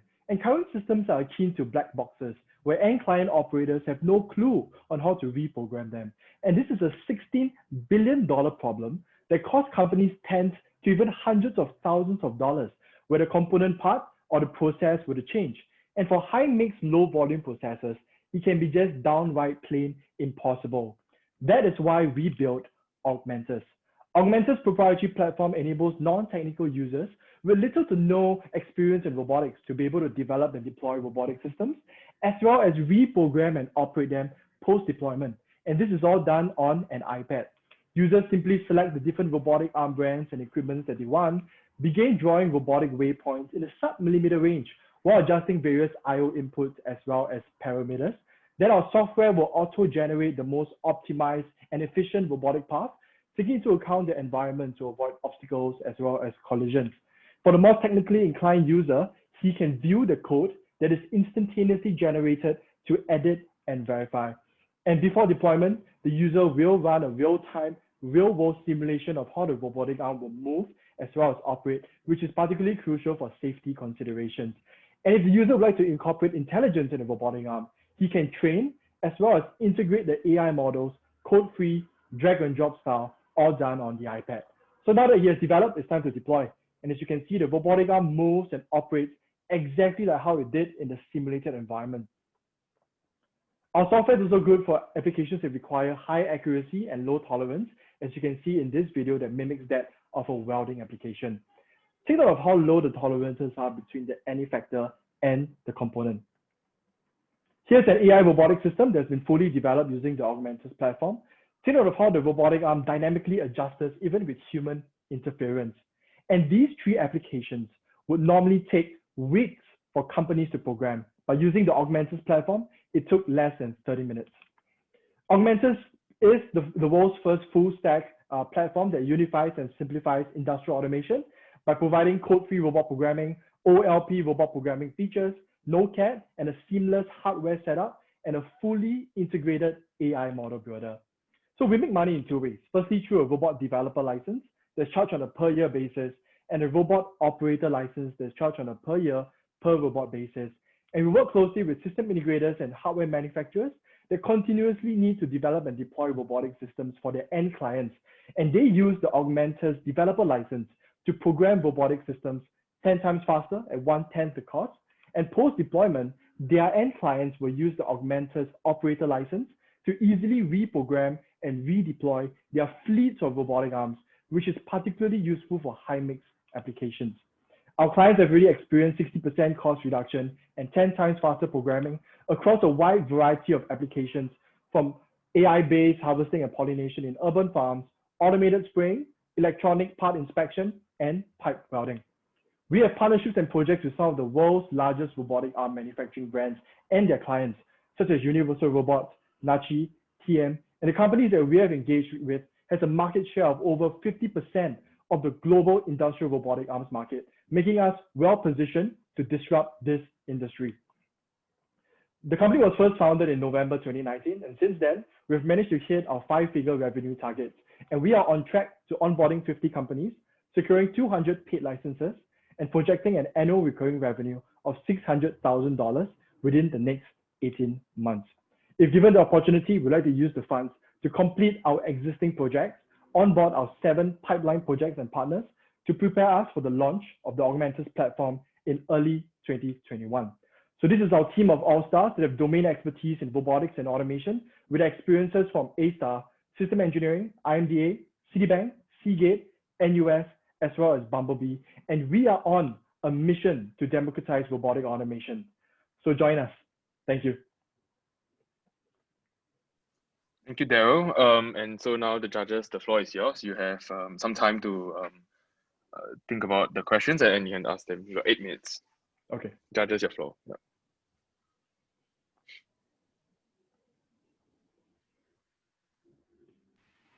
So I have a quick question. It's I really love the video of how the robotic arm worked and quite nicely explained how your solution works. So that's pretty good. How easy or difficult it is to onboard a new vendor or a robotic arm provider? That's one. And number two is this solution restricted to robotic arms or into other processes or support other manufacturing processes as well? Thank you. So to answer the first question first, we have actually onboarded already 5 robotic arm manufacturers, but it's actually relatively easy for us to onboard more robotic arm manufacturers because from the ground up, we built our architecture so that it's hardware interoperable, so it's hardware independent. So this means that we can support all the robotic arm brands in the market. But currently right now we have onboarded 5, and these 5 already have a global market share of over 50% of the robotic arms market in the world. But if let's say a new client is using a new robotic arm that we have never incorporated before, it will take us around 2 to 4 weeks to integrate it and make it stable. So it's a very, very fast process. And the second question is with regards to, sorry, do you mind repeating the second question again? I think I missed it. Beyond robotic arms. Okay. Yeah, so for now, our software only works on robotic arms. We didn't do AGVs, AMRs, and others because I think it's a very saturated market for AGVs and AMRs. But for industrial robotic arms, it's very, very difficult to program 6-axis robotic arms. So we're actually solving a very, very big pain point with regards to industrial robot programming. Yeah. Thank you for the question. Thank you, Gerry.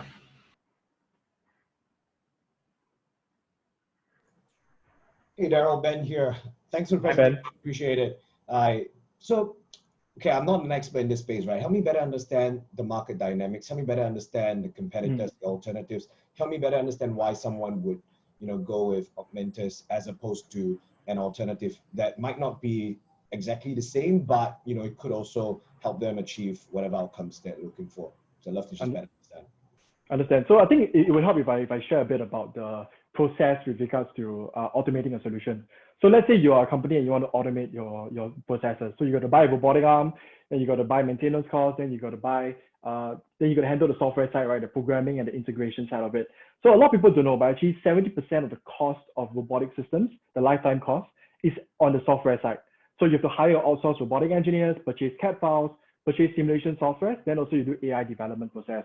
So all that right now is actually you outsource. So you outsource the system integrator, you outsource to robotic arm manufacturers, system integrators as well, which is very, very costly. That's why the cost is so high. So for us, what we do is that we actually partner together with system integrators to enable them to develop and deploy robotic systems a lot easier, a lot faster, which actually reduces the cost by quite a fair bit. And so that's one part of our business model, which is the robot developer license. Then it's a robot operator license.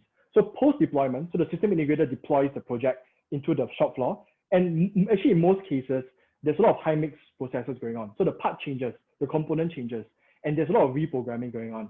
So conventionally, you will have to actually go back to the system integrator. So the system integrator will charge like 10 to 20 to 30K just for the reprogramming part of it. But with the Augmentus platform, the user can, the non-technical staff of the end client can reprogram the system on the shop floor itself without needing to keep going back to the SI. So then the question will come is, wouldn't the SI feel threatened because you're removing their business? Actually, that's not the case because it's about opportunity cost. The thing is that a lot of SIs, actually that was the assumption that we made as well. But after speaking to the SIs, a lot of the SIs, they have a lot of other projects that they want to do. And this reprogramming part of it is a very, very small portion. The reason why they do it is because of, I guess, customer technical support kind of thing. It's not really a core part of their business strategy. So I think there was a lot of synergy. So we actually have very strong partnerships with SIs, robotic arm manufacturers as well. So I can share with you about the robotic arm manufacturing one. So robotic arm manufacturers, hardware actually is more or less the same. The real difference is about software, how easy it is to operate, program the robotic system. That's actually what sells robotic arms. And right now, robotic programming is actually very, very difficult. I think I shared it in the deck. So what's happening right now is that we actually have very close partnerships with robotic arm manufacturers like Universal Robots, Nachi, TM. And what is happening is that when they sell the robotic arm, they actually sell it together with our software. So the new customer will come in, oh, it's so easy to program your industrial robot. Let's get it. Yeah. And the cost based on the robotic arm itself is relatively small. So it's usually a pretty good sales process that we have. So on average, the sales cycle we had was about 40 to 50 days, which is pretty unheard of in the manufacturing industry. Yeah. Does that answer the question, Ben? Yeah. Yeah, no, thanks for that. And just a very quick one to follow on, right? What do you think is your addressable, obtainable market at this point, realistically? Understand. So it's something that I didn't have time to cover in the pitch, but our go-to market applications focus on spraying, welding, and pick and place. So we have actually had quite a number of demand for spraying. So, and we did the market size and everything, and that market size is around $200 million for spraying, pick and place, and welding in Southeast Asia, which is not that big of a market in the world. So we actually intend to quickly expand to Asia in the coming months as well. But the go-to market is in Southeast Asia, and that is about $230 million for spraying, inspection, and welding. Are there any grants that you can tap? I'm pretty sure, right? Yes, so actually, I mean, we got the founders grant. Then we actually applied for the SG. We applied for several other grants as well. So we managed to lower the cost for the robotic systems. Right. But also basically for your end client, they can tap certain grants Yes. to kind of. Okay, That's correct. Yeah. Got it. Okay, Yeah, that should drive adoption as well for you, right? Exactly. Yeah. So it was. So I think right now the constraint is about development. So once we main launch the Augmentus platform early next year, we already pipeline a lot of clients and projects to onboard the system. What are your biggest challenges today? Just like in a nutshell. I think the biggest one is definitely about how do you sell a product that is not fully developed per se. So we're doing a good job because we have a lot of projects that we white label the software to. So there's revenue from there. But I think what we want to do is that we want to secure a continuous returning customer base based on our subscription pricing model. And some customers require perpetual license. Some customers require annual license. So I think that kind of mix is something that we are trying to get a better hang on as well. Yeah. Oh, thanks for that. Thanks. Appreciate it. Thanks, Ben. Appreciate the questions. Yeah. Hey, Daryl. This is Augie. Nice to see you again. And hi, Augustus. Hey, yeah, hey. Nice So you know, I'm obviously familiar with the pitch. I think you know what I'd love to understand a little bit better is if you can double click into your traction, especially over the last couple of months. Would love to understand how that's been trending. Any sort of major clients that you've signed in the last couple of months. Yeah, so it's pretty good because I think the way we go to market, the sales funnel process, is that we work closely with system integrators and robotic arm manufacturers. So robotic arm manufacturers, when a client goes to them, they will go to us, technically speaking, for the applications that I mentioned before. So we actually had, I can't disclose the name because we have NDAs with pretty big projects, but I can share that it's an MNC in welding. It's an MNC, it's a big SME in Spring. So we have actually, over the past 1 month, we've actually managed to secure around 3 pipeline projects already. So it's pretty good. And these are for the applications I mentioned. So spraying, welding, and pick and place. Yeah. Got it. Thank you. Yeah, but I think the sales process is, for us in our opinion, is still relatively slow, even though it's unprecedented in the manufacturing industry. I think for us, the key thing is once we soft launch and main launch the platform, it'll be live on the App Store. So anyone around the world, they can download it, try it out. If it works, they pay. If it doesn't work, they don't pay. So that's a model, a distribution strategy that we are very excited for in the coming months as well. Yeah. So no one in the market is able to tap onto this distribution strategy because of the way we've built the architecture of Augmentus. Yeah, from the start. All right, thank you, Daryl. I think that's all the time that we have. And so this is Daryl from Augmentus, and thank you so much for the pitch. Thank you so much. Yeah, thank you for the questions. Yeah, and so up next we have Keith from Tic Tag. Keith, are you on?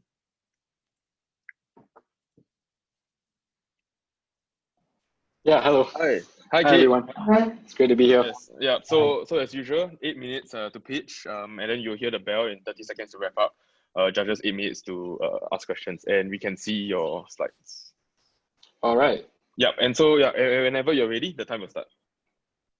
Great.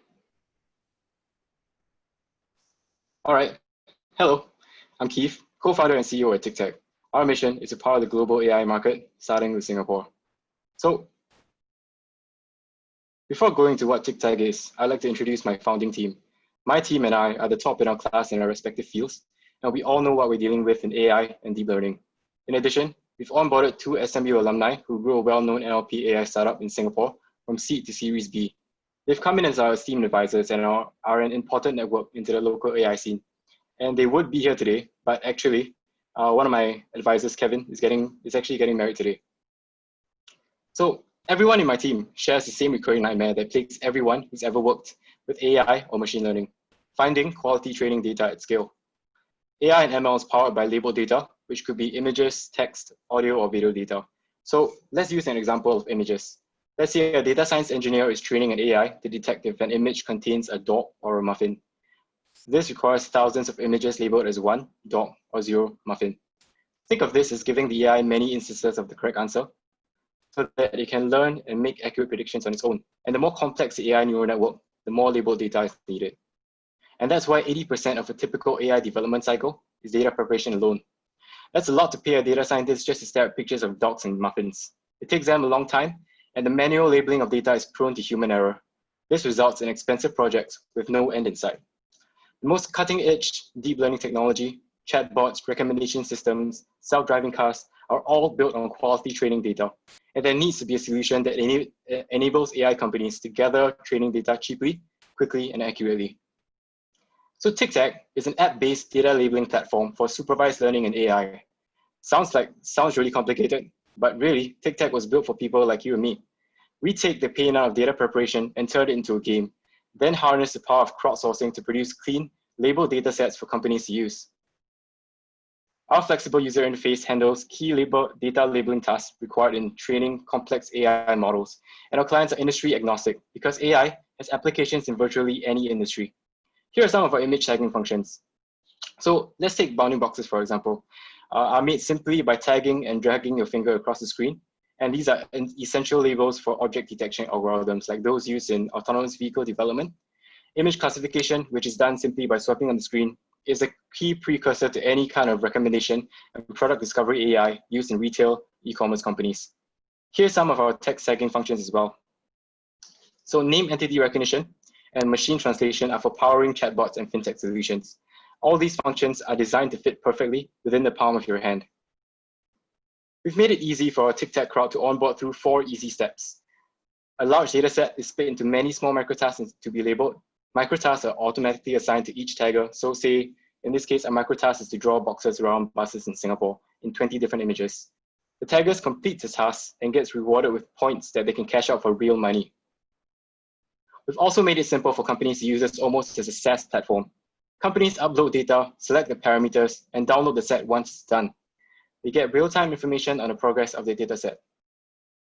To ensure the accuracy of our label data, we've developed the Tic Tac 4-step mechanism so that at every step of our human-powered labeling process, the fidelity of the dataset is checked and validated. In the first step, our gamification mechanisms track tagger profiles based on the volume of data tagged and the pass accuracy rates based on the number of experience points they have on the platform. This way, taggers are curated based on the capability and the difficulty of the labeling task. Now, in the second step, while a dataset is being tagged, our proprietary backend algorithms cross-validate labeled answers against answers from other users.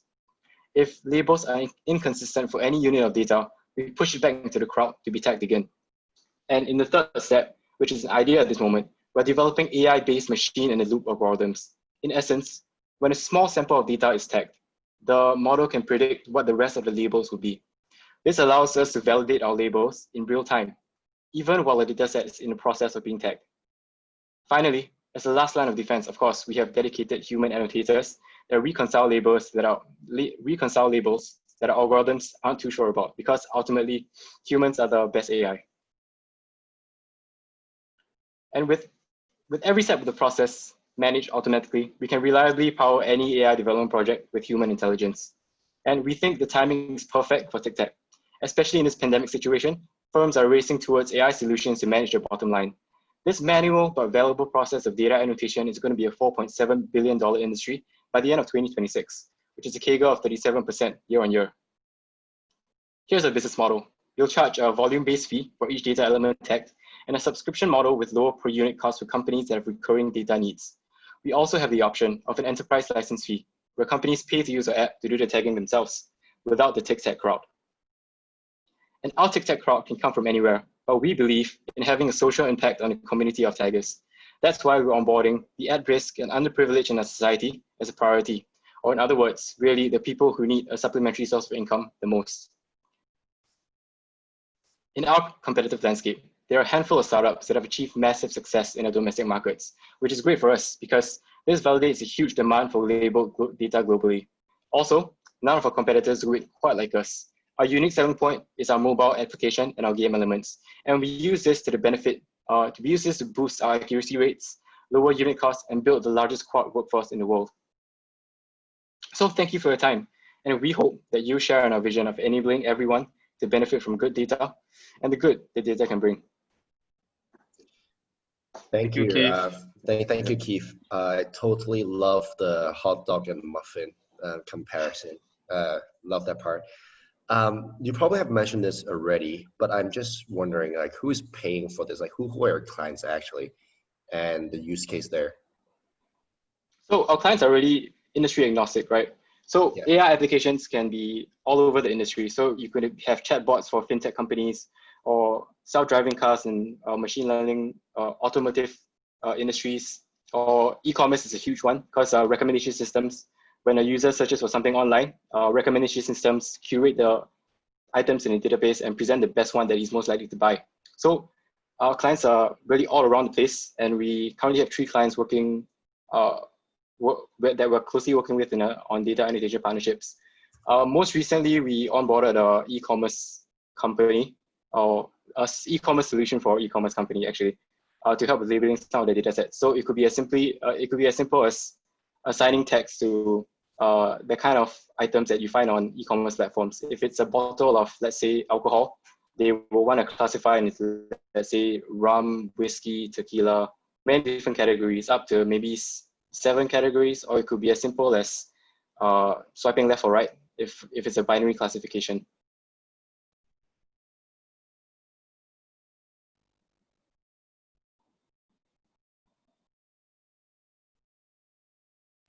Hi, Kevin.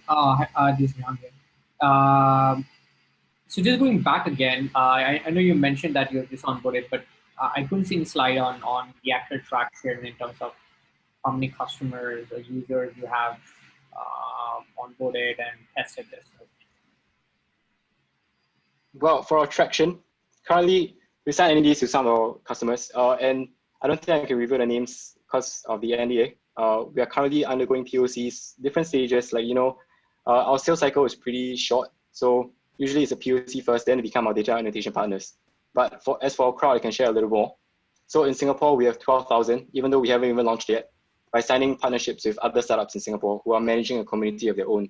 So we've recently signed an MOU with a startup in Singapore called Outside, which is a community tasking app. And in Manila, we signed an MOU with Connected Women, which trains a lot of underprivileged women to be professional data annotators. And the reason why this slide is partially in Korean is because we are actually advertising on the Korean market as well. I'm actually here in Korea as part of the K Startup Grand Challenge, and we're looking to onboard Korean taggers first. And in November, I'll be flying over to Vietnam to try to extend our crowd that way as well.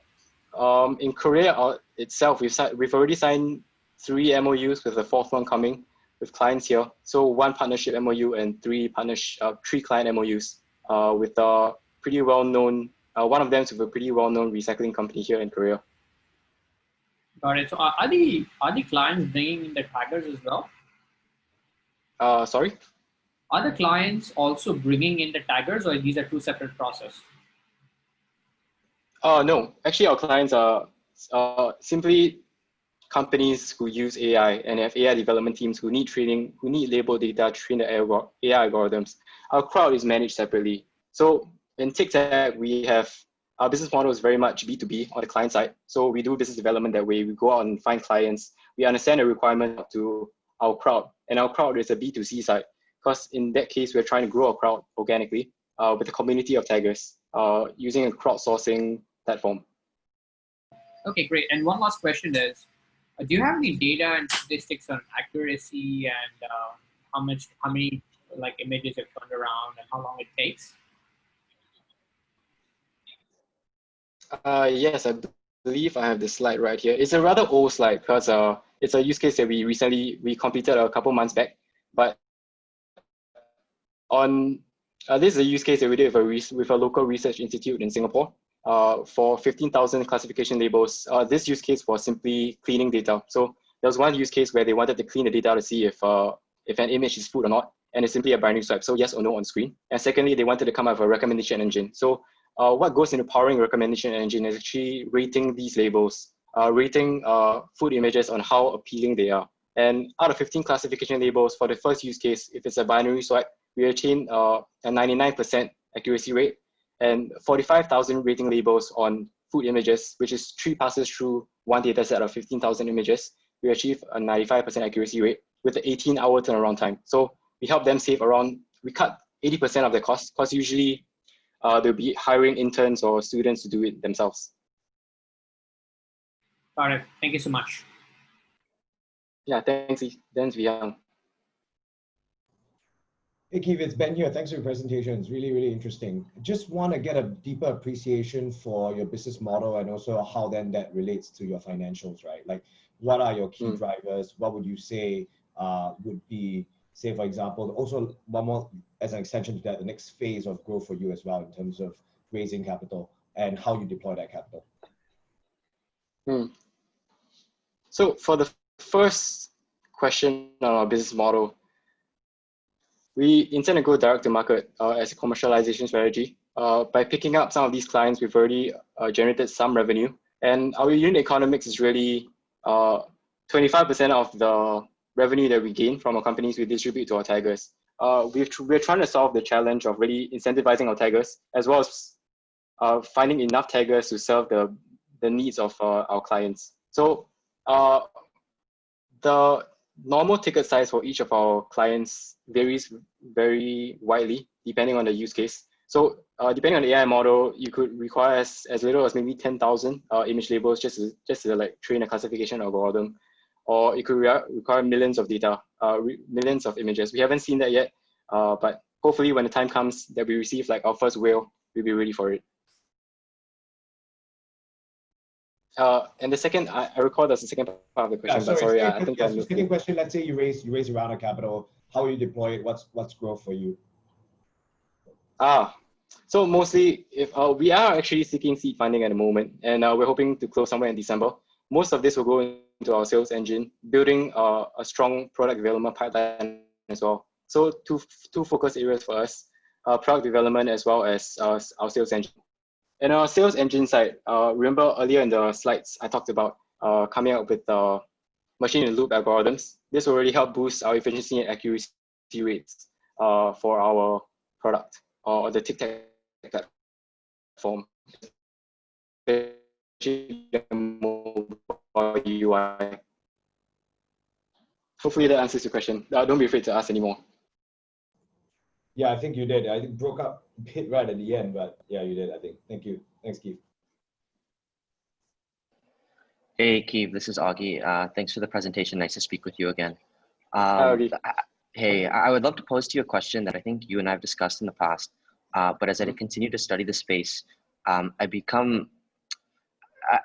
start to believe more and more that any sort of manual-based tagging in the AI model workflow is perhaps a transient solution that will eventually be replaced by something else that addresses a different part of the value chain. For example, we've been doing a lot of work studying synthetic data and how superior that would be, not only from a tagging perspective, but also, let's say, from a data collection perspective, which is laid earlier in the value chain in AI model processing and generation.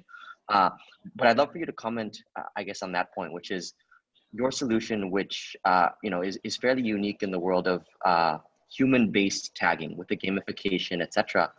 But how do you view that versus other solutions that are not manual-based tagging that also intend to solve this problem, like, let's say, synthetic data? That's a very good question, Augie, and thanks for knowing so much about the industry. It's really nice to know someone who knows a lot about the industry. Yeah.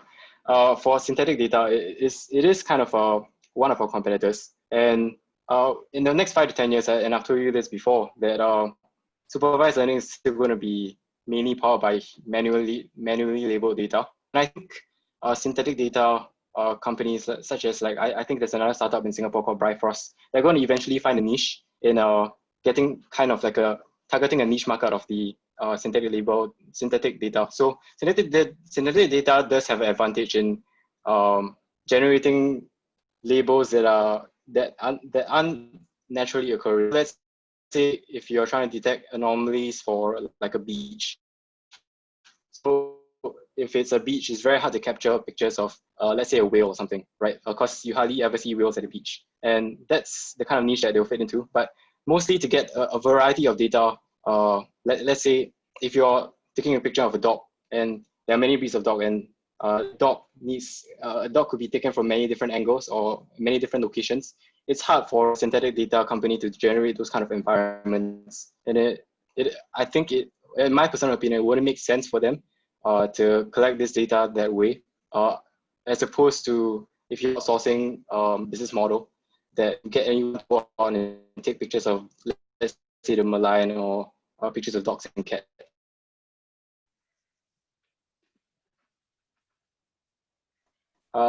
We believe that we'll find a niche and synthetic data label companies will find a niche somewhere as well.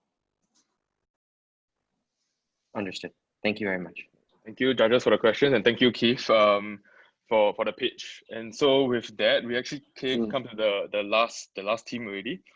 So now what will happen is the judges and myself, we will go into a different Zoom room to do the decision and the deliberation. Meanwhile, I will pass the time over to my teammates, Reggie and Cheryl, who will be conducting a interview with the teams so that they, you guys can actually understand the teams a bit better. So give us a moment so that we can transition over. And judges, we'll see you in the different room.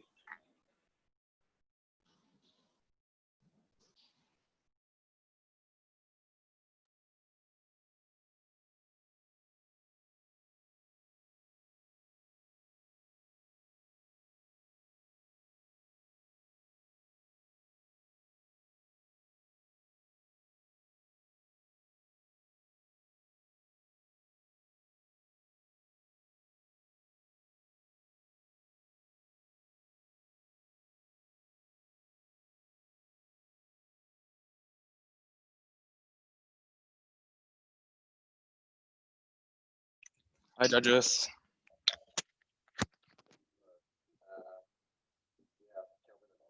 Thank you to Tic Tag and well done to all the teams.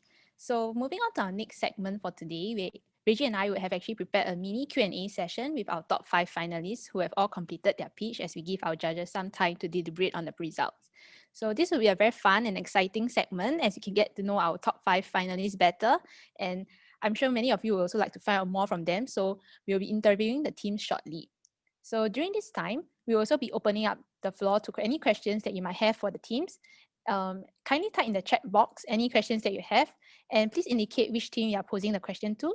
And although we might not have the time to answer all the questions, we will try our best to let teams answer most questions in the chat box. So now let me once again introduce the teams that have pitched earlier. So according to the order of their pitch, we had Mantheos was the first team, followed by Magorium, followed by Skilio, Augmentus, and our final team was Tic Tag.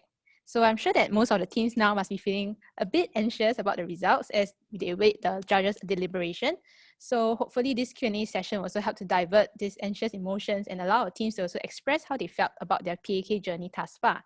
So without further ado, let's dive into our Q&A session with the teams. So for our first question for the teams is this your first pitching competition? And if yes, using one word, how will you describe your PAK experience so far and tell us more about it? If no, was this experience similar to other pitching competitions that you had previously? And using one word as well, how will you describe your experience with PAK thus far? So any of the teams can choose to speak first. I guess I'll go ahead since I was but I think generally for me, this is not my first pitching competition. But what's unique is that this is probably one of the first few middle pandemic pitching competitions. So in that sense, everything being virtual, not having that physical element is, I guess, so using one word, I'll say it's new normal. It's 2 words, but yeah, All right, so maybe we can have the next team as well to tell us more about their PAK journey. Yeah, I mean, I guess I can share next. Can you hear me? Yeah, I can hear you. Okay, awesome. Yeah, so this is not my first pitching competition. I think it's like my 3rd one, I would say. But still very, very new, still very fresh. So I think with one word, it's definitely very inspiring. I think I said it just now, but really, I think knowing so many other students are really hustling, churning out ideas, even while they're studying, it's crazy, right? I mean, it's some form of like, it's just crazy. So I think really inspiring. And yeah, I think that's one word I'll use. Yeah, thank you, Augmentus. So maybe we can Skilio. Yeah, hi everyone. Yeah, this is not my first competition as well, but I think this is a very refreshing one because I think it's been a while since I pitched in a competition.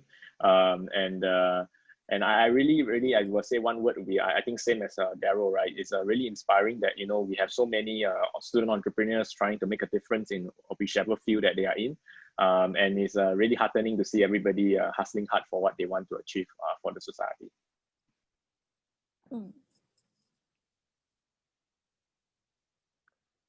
How about Magorium? Hi, yeah. So this is actually not our first pitching competition. Actually, we're concurrently in another one right now. We just finished Idea Sync. So yeah, one word is definitely exciting, especially today. It's been so busy for us. Yeah. So will you feel that your experience with Ideas Inc. will be very similar to PAK? Both definitely like enhance our startup journey in very different ways, because I just think one it's more on it's very focused on UN SDG.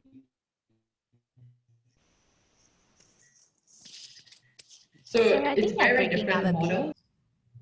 Can you hear us? Yeah, it's better now. Okay. So the two competitions here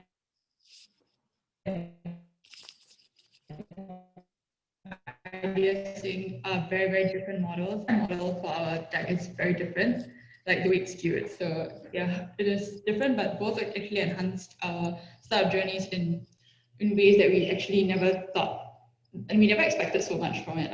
But yeah, I mean, here we are now. That's nice. So can we have Tic Tag? So one word, PAK Challenge was pretty epic. So, and I'm super glad it's virtual because currently I'm in Korea for some other competition. And if it wasn't virtual, I wouldn't even get the chance to be here. And I'm actually an SME student, and I've known about this competition since like since when I first joined SMU, and I've always wanted to pitch in it. And I've always wanted to meet other startup founders as well. So yeah, it's really good to hear Singaporean accents, by the way, because everybody speaks it here. But yeah, it's like a taste of home, and it's been good for me. So if every different, all of you guys have attended other kind of field competition before, but as of every single new competition, there's always new experiences, and it's very interesting to hear you guys share about this. So moving on to our next question, what do you think is the most important fact that enable you and your team to come to this competition and achieve such a remarkable feat? And also because like as you guys know, for PAK Challenge, we have around 70 participants this year, and it's really amazing for this top 5 teams to stand out among so many participants and end up in the final. So can you guys share with us, how do you feel about it? So can we have maybe Augmentus to share with us first? Okay. Yeah, I think for me, the most important is really about the team, right? So how do you build a team? Then from there, how do you reiterate and pivot? So I think that it really is the most important factor. Because if you start off with a team that is not able to adjust and dynamically pivot, right? You probably wouldn't go far. So it's really that team. I feel I have an incredible team now. So me, my co-founders and I, and currently right now we have a team of 11 people. So really, it's crazy. I mean, I don't think we've gotten this far if one of them wasn't even there. So I think the team is very important, and also like as an individual, being self-aware to like double down on your strengths and like delegate your weaknesses, because great things are always done by a team of people good at what they do. Yeah. I agree with you. So to many of the young entrepreneurs out there, it's okay if you have a decent business idea. It's always good to try to pivot whenever something is wrong, so you can try to make it better. Yeah. Moving on to maybe Keith from Tic Tag. Well, yeah. So this wasn't my first competition, and I think we already had a slide deck in place. But I think my team really came in to make some changes and challenge some of my ideas. So I had to work on a lot of the ideas to make my pitch a little better. And I think this experience on my team, because I haven't really got to work with some of the members in my other departments as well. My team, of course, I agree with Daryl that that amazing team is the most important thing in implementing a startup idea. And I'm so glad that we've come in the competition. Here we have Magorium. Yeah, I think for us, it's basically, to actually have grit and perseverance. Because basically, like in and out. I think Magorium, you're breaking out a bit. We are constantly being fished. Do you hear me better? No. Is it okay now? Yeah, it's better now. It's better now. Yeah. So basically, like as mentioned previously, like having a startup, both like having during the competition and outside the competition, you're constantly being thrown with problems, So I think at times, we have seen how startups actually fail because like sometimes like people just basically just give up, when they see a roadblock, they just think, okay, I think the idea is not good or etc. But yet again, if you really like think that your idea is feasible, have faith with it and really just continue pushing, irregardless of the problems that you actually face. Interesting. How about Mantheos? Yeah, I think we've pretty much everyone has pretty much nailed it on the head. Right? I think the team is absolutely important. I'm no different. I think without the team and without the determination to make sure that we keep refining our business or even the ideas that we have, we wouldn't be able to come this far. So yeah, I don't think I have anything to add on top of the team and the perseverance and determination. How about Felix? Yeah, I guess for me, I think everybody echo the same point, right? The team is the most important factor. I think for me, it's really that common vision that all our team member has, right, in trying to improve education and making sure that every young people is future ready. And I think that common vision that we all had together, was a bit able to help us bring us through all the tough times and difficult journeys that we had to walk together. Yeah. Interesting. So as I say, behind every successful startup will be a successful and really brilliant team, as well as a really good way to pivot your marketing, your business strategy whenever it's not going in the right direction. So moving on to the next question. Yeah, so for the next question, we would like to ask you, what do you hope to achieve from PAK challenge? And what is the first thing you would do after PAK if you were to win this challenge? Yeah. So any of the teams want to go first? Maybe I can go first. Today is my CTO's birthday actually. So if we do win the PAK challenge, I do hope to have a team lunch together tomorrow. I mean, even if we don't, we'll still have the team lunch, right? Yeah, I guess it's also a good milestone that we have for the past 2 years of where we are. And I think after PAK challenge, I think it's back to the drawing board, right? And then continue to work on improving the product for the people that we work with, as well as making sure that what we do is eventually something that's meaningful and help to bring us to where we want to go. Yeah. Yeah, I guess I can answer next. I mean, Felix, happy birthday to Tony. Yeah. So I think for me is I would definitely celebrate, right? That's the first thing. But from a commercialization perspective, because we have projects that we need to cover, if you were to win, I think with the money and with the funding, if given the opportunity, we will definitely be hiring quite a fair bit of people in order to scale the company moving forward. So that is a more business answer, I would say. Yeah, for coming from me. Yeah. Okay, thank you, Augmentus. So maybe we'll go after this. So the first thing Adrian and I are gonna do is definitely to go for a good meal because we've been up since 6 a.m. at NTU. The second thing we're gonna do with the money for the PAK if we were to win is that because we have a few upcoming projects ongoing, so the money would definitely help with cash flow. Yeah. I can go next. So I think, yeah, I know the money is great. For us right now, because we're a small team, it's just a team of 3, it's going to be very helpful in hiring a couple of additional hands. That's going to be able to help us meet a couple of client projects that we have right now. So that's what I'm looking forward to. And then also probably a beer as well.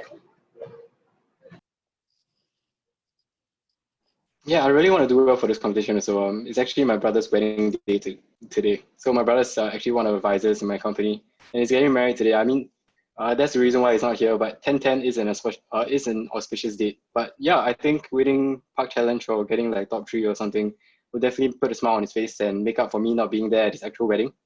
The first thing we'll do with the money is definitely spend it on product development and hiring a few people. We are a small team of 11 people. So any amount of grant money will go a long way, especially with the schemes that are available in Singapore for like that are related to hiring and employment.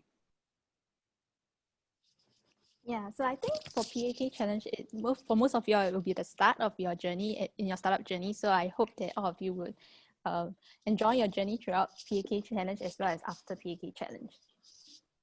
Moving on to the next question. So where do you guys see yourself and your team 5 years down the road after the PAK ends, and how would you see through it to achieve that goal? Should we have Magorium to take the question first?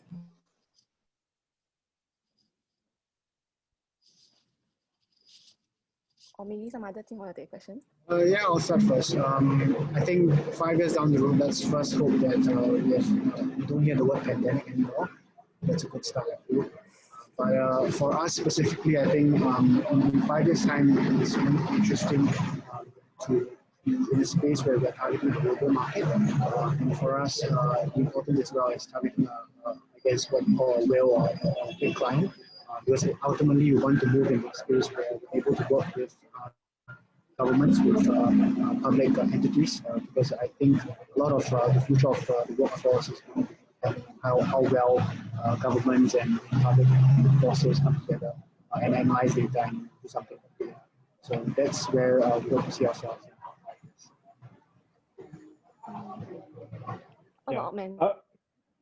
Okay, yeah, I guess you can share it. I think for me, because I think our team, we really, the mission for us is really to lower the barrier for robotics. And a lot of people, they feel like robotics will replace jobs, right? But the reality is that a lot of jobs, if the output isn't good enough, you'll be offshore, right? You'll be outsourced to other countries. Then that's how jobs are lost, right? In manufacturing industry in Singapore, very good example. So for us, once we lower down the barrier, that will lead to increase in human productivity, so productivity per employee. And then I think that is really, I think for us, what we want to see go out is that there's a reshoring of jobs, reshoring of like tasks and jobs such as farming, such as manufacturing, so Singapore becomes a more self-sustaining country. I think that is something that as a team we are really, it really is one of our mission and vision statements. Yeah, so that's what I hope to see in 5 years' time. Yeah. Interesting. How about Tic Tag or Magorium? I think for ourselves, maybe 5 years down the road, we actually hope to see our additive, in the entire Singapore, and to actually eventually solve the entire plastic waste problem that we are currently see globally. Yeah, so in terms of how we're going to see through it, I think at the end of the day in Singapore, we really have to work very closely with authorities. So I think that's something that we will have to basically put more emphasis on, and yeah, that's the only way we can achieve that goal. For us, Tic Tag's mission is really to power the AI market globally. So what we're doing here in Singapore, Singapore is kind of a test bed for all the companies here who want to use the Tic Tag platform. And we eventually want to move into Southeast Asia and APAC. So at the end of this year even, we hope to incorporate in Korea, because I'm currently in Korea, and that's the reason why I'm here. There's a huge demand for label data everywhere in the world, and we're targeting Southeast Asia specifically. And definitely, it doesn't end just as a data annotation tool. We're exploring other things as well. Maybe Tic Tag could become a data marketplace. Ultimately, we just want to ensure that AI solutions can be enabled. So if let's say you're a startup and you have a great idea, but you require like huge amounts of data, that's impossible for you to obtain through like conventional means, like hiring people to like tag it yourselves. We want to be that solution that you could just come to us. We help you label your data, and we make sure that your idea succeeds. How about Skilio? I think for us, it's really about how can we ensure that students that go through the education system have multi-dimensional way to value success, right? And we don't just chase the letter grade on our report cards, but really looking at how do we holistically develop students to be ready for the future workforce. I think that's our mission and vision since the start of our company, and we hope to that one day employers are looking at soft skills and not just whether you get an A for your chemistry. Interesting. I think that all of the different teams have really big goals and missions, and are all working towards a bigger change to the world and make a positive impact. It's really amazing. So moving on. Yeah, actually, we have a question from one of the audience. So it's a question to all the teams. So the question is, all of your business projects, your company sounds really established. So how long does it take to reach this stage? Maybe first have Tic Tag. Yeah, sure. So Tic Tag's been around for around a year. We incorporated in August last year. and it's really been a year. It's really been a ride. Like I think 1 year is pretty fast for where we are now, but I couldn't imagine it any other way. Like it's either 0 or 100 for us, and we just got to keep powering through. I think like my whole team has made sacrifices. Like we sacrificed our grades, actually not that much, but yeah, as in I'm still in my final year of university. I'm still undergraduate doing. Actually, it's not. I'm like a penultimate. So like, I still have 2 more sems left, and yeah. Anyway, that's not going well. But I'm taking online sems now. But so yeah, sorry. The question was yeah, how long it took, and it was a year, and it's been pretty fast, and it's been a ride. How about Daryl? Yeah, so I think every startup really has a different journey, right? So like Keith took 1 year, and someone is still a student. I mean, I'm also still a student. I still have 2 more sems left as well. So it's really difficult, Keith. I salute you. But for us also, the company was first incorporated in November 2019, but the team was first formed in March 2019. So we spent like 6-7 months really validating the problem, the solution, the product market fit, the entire business thing, right? So it took us time to validate. Then it took us a lot of time also to get the right go-to-market strategy. So as a whole, it took us, I guess, to reach this stage is about 1.5 years around there, collectively. But it really does depend because we are robotics, and robotics takes a slightly longer time, I would say, deep tech. But yeah, it really depends on different companies. Yeah. Interesting. How about Magorium? Magorium? Do you want to go, or should we have Skilio or Mantheos to go first? Maybe I can go next. The entire technology actually. Oh.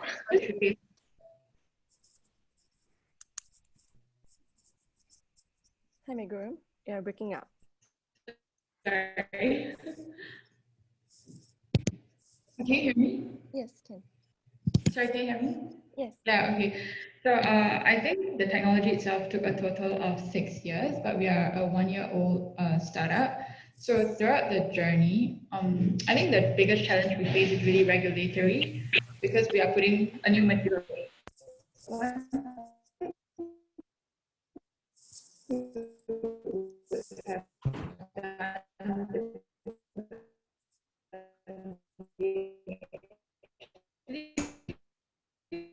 We wouldn't have done anything differently. We have done.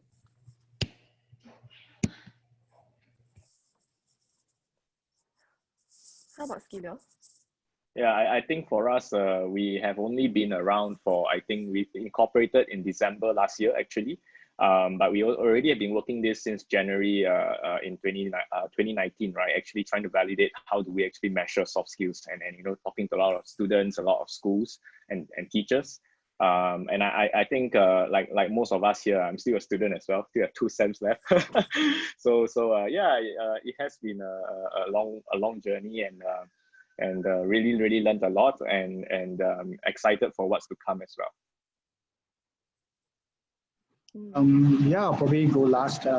So for us, Mantheos, we're probably the youngest ones here. We incorporated in June this year.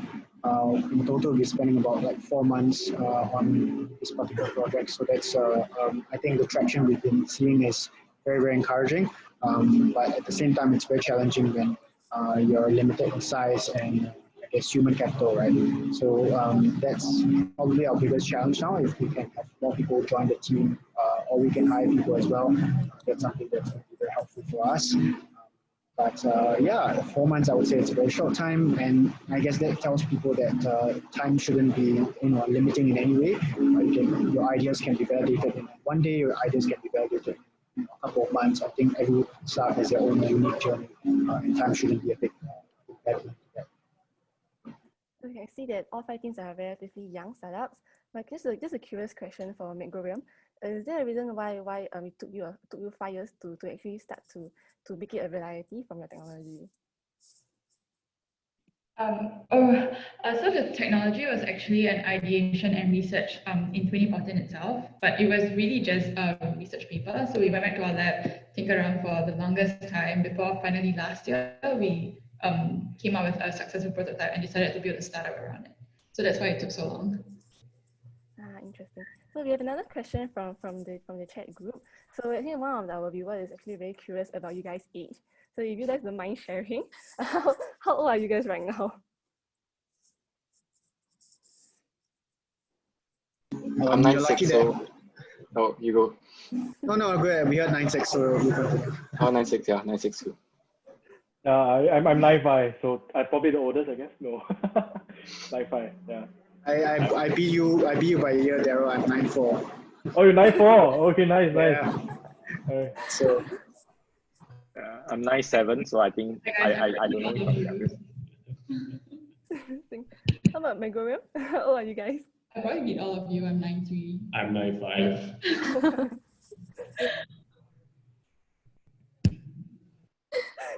Okay, let's move on to our next question. Yeah, so I think one of the last question would be like, what would be your greatest takeaway from PAK, and what would you say to other aspiring student entrepreneurs out there like yourself? So do you have any advice for them, or like just quotes that you want to share with them for those that are planning to start their own business as well?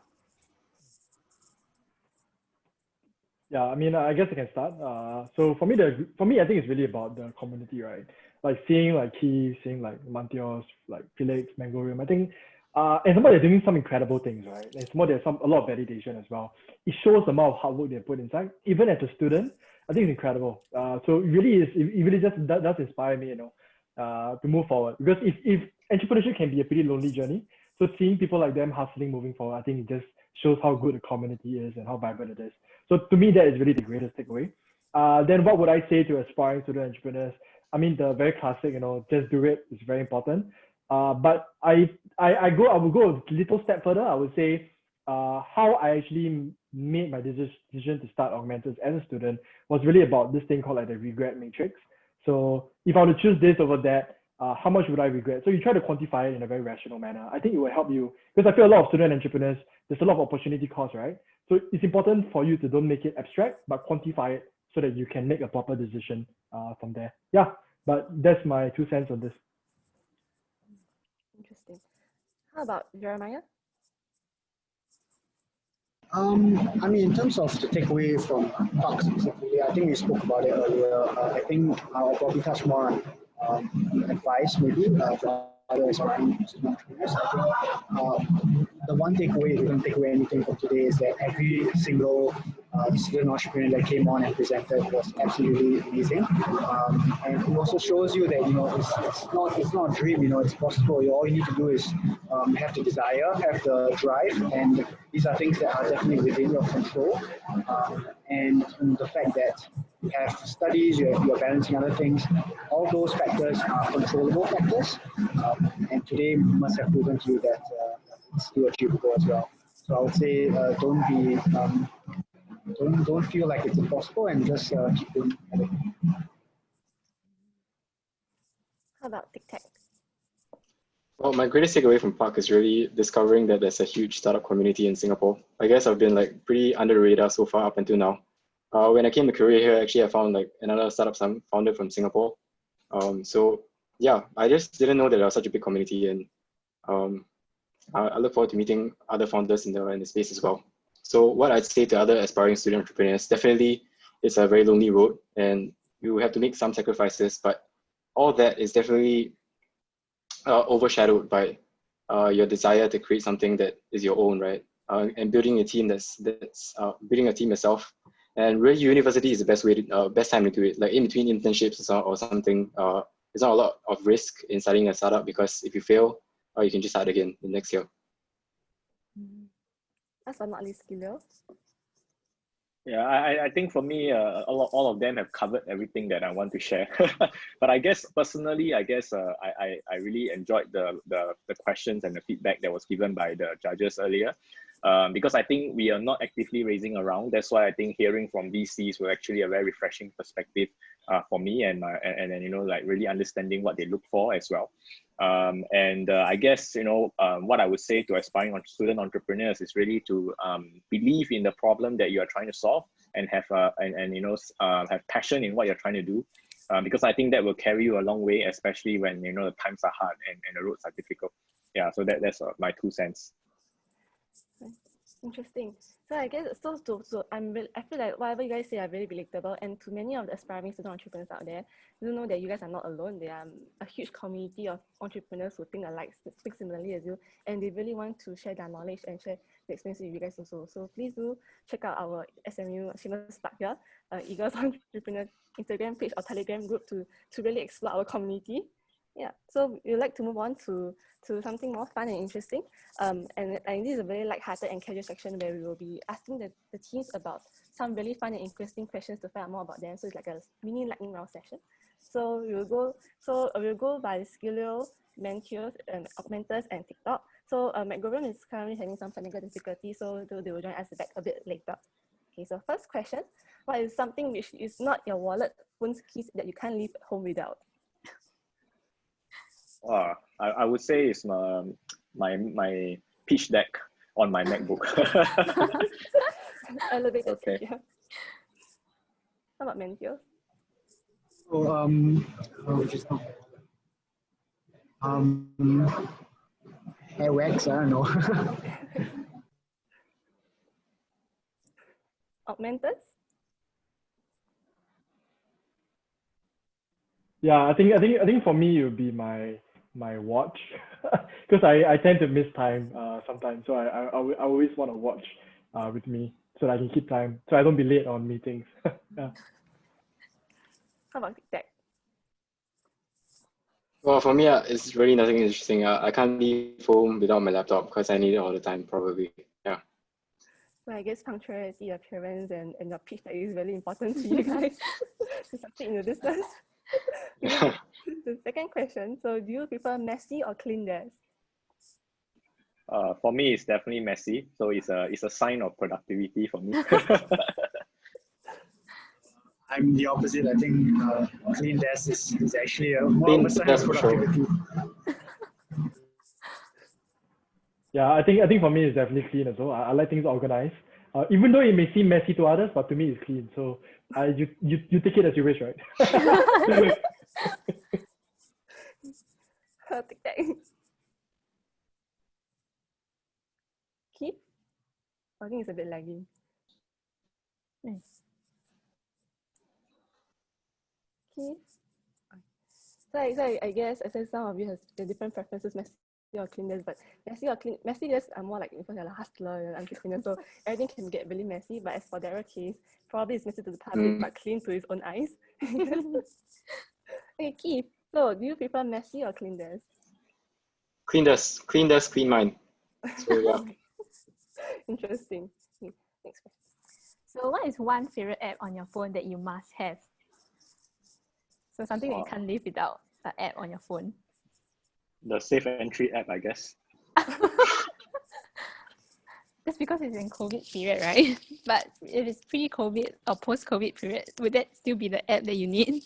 I would guess like for me it's Google Maps because I tend to get lost and lost quite a bit. So I always search up my directions before I meet somebody. For me, it's calendar, so probably Google Calendar. Yeah, I think for me, favorite is going to be like music. But if you look at my most hours that I've used on the app, it'll probably be LinkedIn. So it may be LinkedIn for me. I'm kind of like a LinkedIn nerd per se. Yeah. For me, it's definitely Spotify. It's what I listen to music like every chance I get, like on the bus and stuff. And before I sleep, I listen to like rain sounds. Yeah, it's with me every step of the way. Yeah, I think music apps are one that can help you relax after like a long day at your thinking of your ideas or even at school. Yeah. So the next question. So are you a day or a night person? So do you work better at night or do you work better in the day? I think I work better in the day, but I think there's no, as an entrepreneur, you have to work well in the day or night as well. So I don't think, yeah, but I prefer day, but sometimes you have no choice. I agree with Felix. As an entrepreneur, you just need to draw the blinds and then you can't tell whether it's night or day. But for me, probably night because a lot of our clients are based in the US, so I have to take calls. Yeah, I think for me, I'm definitely a night person. I'm consciously aware that I'm a night person, but the daytime you just have to force yourself, right? Just to send out emails, reply emails. Yeah. So. So Yeah, I'm definitely a night person too, but I'm really trying to be a day person because it's better for my sleep cycle, but it's not always that possible. Yeah, I think for all of us, like because of schoolwork as well as you have to juggle between your business, I think it's not easy to be able to like juggle the whole day with both. Yeah, so moving on. What would you be doing now if you had not started this business or idea? Or like, what kind of career path would you go into if you're not being an entrepreneur? Yeah, I guess for me, I will be a teacher. I mean, that was actually the choice was between being a teacher or being a ed tech founder. So yeah, so if that wasn't the case, I might have been a teacher. I think this question is interesting because my answer to the question is probably an entrepreneur trying another business idea. And I guess that's the kind of tenacity you should strive for as an entrepreneur. Whatever an entrepreneur at heart. Nice. How about Daryl? Yeah. I mean, I think for me, I relate to Jeremiah a lot because before Augmentus, I was a co-founder in another startup, a business idea as well. So like for me, I think I just like solving problems. So I work in Citibank, I worked in Citi before, so I know how to do 9 to 5, but I probably wouldn't be doing it for a long-term job. Yeah. Oh, yeah, I will be doing something in like the technology field, whether or not I was in Tic Tag or not. So I'm a huge technology geek personally. So it's something I'll be doing even if I wasn't in Tic Tag. Interesting. Let's move on to the next question. So what is the best advice you have received from someone? Like probably for a mentor or even through the internet on Instagram or like TikTok, any form of social media, any kind of advice. Anyone can go first if something pops into your head. Yeah, I guess I can say first. I think for me, I think as a student, right, we always feel like we need to prove ourselves. So we tend to say yes all the time. But the biggest advice I would say I've gotten that I've used is the ability to say no when you need to say no. So that for me it really changed what my perception of things are from both school and a work perspective as well. Yeah. Interesting. How about the rest? I guess like, you go ahead. No, it's okay. You go ahead first. Oh well, I guess like two things come to mind. I like to collect like quotes, but only two things come to mind at the moment. And one's by Conan, which is like a talk show host. So I'll work hard and I'll be easy to work with. I live by that. Secondly, it's under promise, over deliver. Yeah, I love those quotes. So best advice I got from anyone. Really interesting. Under promise and over deliver. Yep. Nice quote. How about I'll take over from here. So since Keith mentioned Conan, I'll mention Trevor Noah, his autobiography. You mentioned, failure is a question that you'll get the answer to, but regret is a question that you'll never be able to answer. Interesting. So we always learn some kind of like experiences or lessons from every single failure that we have. How about Skilio? I think my favorite quote is, don't go where the path may lead, right? Go somewhere where there's no path and leave a trail. I think that's something that resonate with me very strongly since I was young. So I think that's why I decided to do a startup, then not be a teacher. I think that's one thing that I live by quite a lot. Interesting. So I'm very happy that you guys have given such amazing answers and responses for our lightning round. And with that, we'd like to come to the end of our mini interview session with our PAK finalists. So we hope that you guys in the audience enjoy this small interview session, and I hope that you guys can learn some kind of like insights from our 5 teams. Sadly, Magorium is still having some technical difficulties, so they might not be joining us anytime soon. So if any of you have any more further questions directed to any of the teams, please feel free to reach out to them to learn more about it. So without further ado, I'd like to pass my time back to Clarence, and all the best for the results. Clarence, please.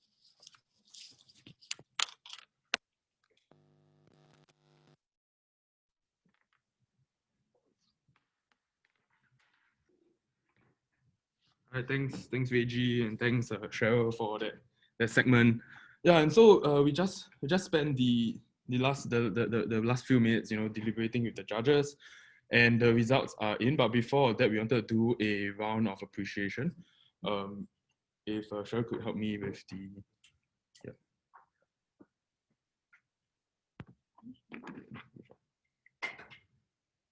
Give me 1 second while we set it up.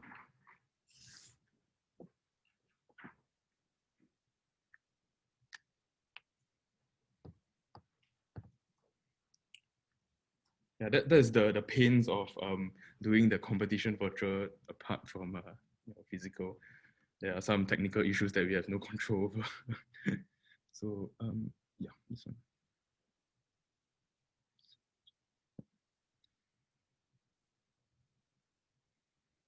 Okay, awesome. Yeah. And so I just want to do a huge thank you to all our partners and supporters. And the next few minutes is actually about me, just trying to show appreciation, so much appreciation for what has been done for us at Eagles, and who has actually helped make PAK Challenge possible. Yeah, so I want to give a huge thank you to SMU's IE for supporting our mission of cultivating student entrepreneurship and empowering the next generation of student innovators and change makers. We want to give a huge thank you to Kofu, Yasu, Karin, and all the rest of the team in IE for making everything possible as well. We want to express our thanks to our event partners, the Startup Buddy, for offering our participants their startup building and fundraising platform for the duration of the competition. We wanted to thank AWS for their special support with cloud credits for our semi-finalists and finalist teams. And lastly, we wanted to thank Awesome for offering their incorporation services to our participants as well. And so for all our student entrepreneurs out there, you actually can quote SMU Eagles 16 for 16% discount on all Awesome services for the first invoice that you have. So next, we wanted to thank our masterclass instructors as well. So before the semi-finals and finals, the participants also had the opportunity to attend our masterclasses, and what was shared was mostly about business model innovation by Ivan. Sharon did touch a bit about go-to-market strategy and how to do market validation for your idea, and Will actually shared a bit more on how you can actually do storytelling. How does crafting a good story help present your business to people who are interested, investors, VCs, whatnot. And so I really want a huge thanks to these instructors for taking the time for the last few weeks for helping our participants develop their business and bring it to a higher level. Next, I want to thank our quarterfinals judges. So Aloysius from Prodigy Ventures, Yasu from IE, and Jingwen and Mark, who are our first VP and president for Eagles back in 2015, 2016. So I want to thank them for their time to help us evaluate the applications as well. So a few weeks back, we actually had our semi-finals where the 4 judges actually helped to even narrow down the teams to our final 5 that you see here today. So we have Gerry from Prodigy, we got Stephanie from Talent Tribe Asia, we got Tyler, who is our alumni from PAK as well, finalist from 2018, if I'm not wrong, and Gerry from Movers. And finally, we want to thank the 4 judges who are here with us today, Ben, Viheng, Kelvin, and Augie. So a special shout out to my team as well. At the beginning of the year, when we formed this organizing committee, we really thought it would be a huge bang, with our 5th year anniversary, and wanted to make this a huge show, physical show where we can have a startup expo and things like that. And so regardless, the team actually, regardless of COVID-19 and everything that happened, uncertainties that came about, the team actually still put together and contributed in many different ways to help create this virtual competition a possibility. And another special thanks to my exco. This is the last grand finale of their term. And so with every term, with every exco in Eagles, PAK, organizing PAK and actually the execution of PAK Challenge is our grand finale. And so this is an awesome way to end the term for my current exco. And so just some fun facts, to share with you guys over the years for the last 5 years, was that we have actually distributed about close to 250K of prize money since 2016, and with just rough estimates, we actually counted that the total valuation of our finalist teams since 2016 has actually reached 18 million. I think that's quite incredible number, and for this year especially, our prize money actually increased about more than twice the amount from the previous year at 70K. and we received, we saw about 70 plus teams actually signed up for our postponed PAK challenge this year, especially. So I'm very grateful for everyone who has, participated, tried to, join into PAK challenge as well, and really appreciated to all the teams that are here today. So finally, I just want to give the biggest shout out and the biggest thanks to our donors and founders, Ben and Jeff, for making all of this possible.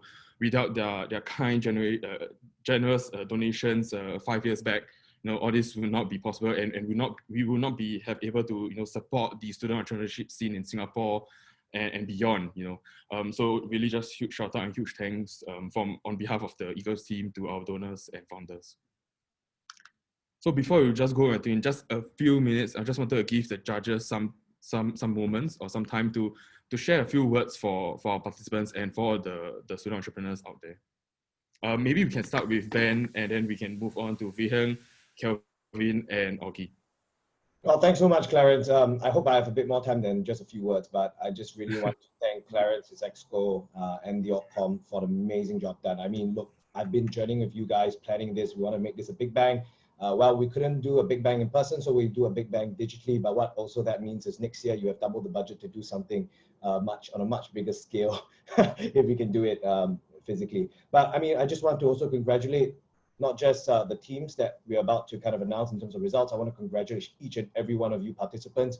The judges, we've gone through your proposals, we've gone through the scoring. I think I'd like to say that this year sets a totally new benchmark for the quality of companies that we're seeing in the past 5 years. So a big congratulations to all of you. And I think honestly, the results, it was very, very tough for the judges as we deliberated, but I think regardless of the result, this is merely the beginning, and in no way, whether you did win it or whether you won it, it doesn't mean that this is the end of the road. This is really just the beginning. And I'd like to say that if there's anything we can do to support you, whether it be Eagles or even the judges, right? Feel free to reach out and continue hustling and continue keeping your drive, your energy levels high. So congratulations to everyone, and thank you so much for spending this Saturday afternoon with us. This was really an awesome one. Thanks. Viheng, the floor is yours. Thanks, Clarence. I think you might be muted. Yep. Yep. Thanks, Clarence. And I think I would first like to thank everyone for firstly inviting me to this. It's been fantastic seeing the 5 startups, and I kind of echo what Ben said, that the quality was fantastic. I was quite pleased to see the level of preparedness as well as traction that these startups have gained in the short period of time they have, which is extremely encouraging. And more important is that I think for most of these startups, it's a fantastic starting point. The platform's great. I think more of these platforms are needed in Singapore for fantastic founders like these to showcase what they've done. And lastly, I'd like to leave that it's an open doors. Please do reach out if you think that there's any way in which I can help. I'm happy to do so. Thank you. Kelvin? Yeah, I just want to say I'm amazed by all the quality startup that presented today, especially it's from students as well. I've seen a lot of pitches every week, and even comparing to all those industry veterans, these startups, the quality of these startups are really up there as well. And the second main point I just want to say is I'm very happy to see students trying to do startups. And I think back when I was in college, I was never really thinking about startups, and it's just great to see students doing great startups nowadays. And I think the Singapore government and the school ecosystem, everyone has a lot of support for it. And I'm really looking forward to the next batch and future student founders doing something similar as well. Thank you, Kelvin. Augie? Yep.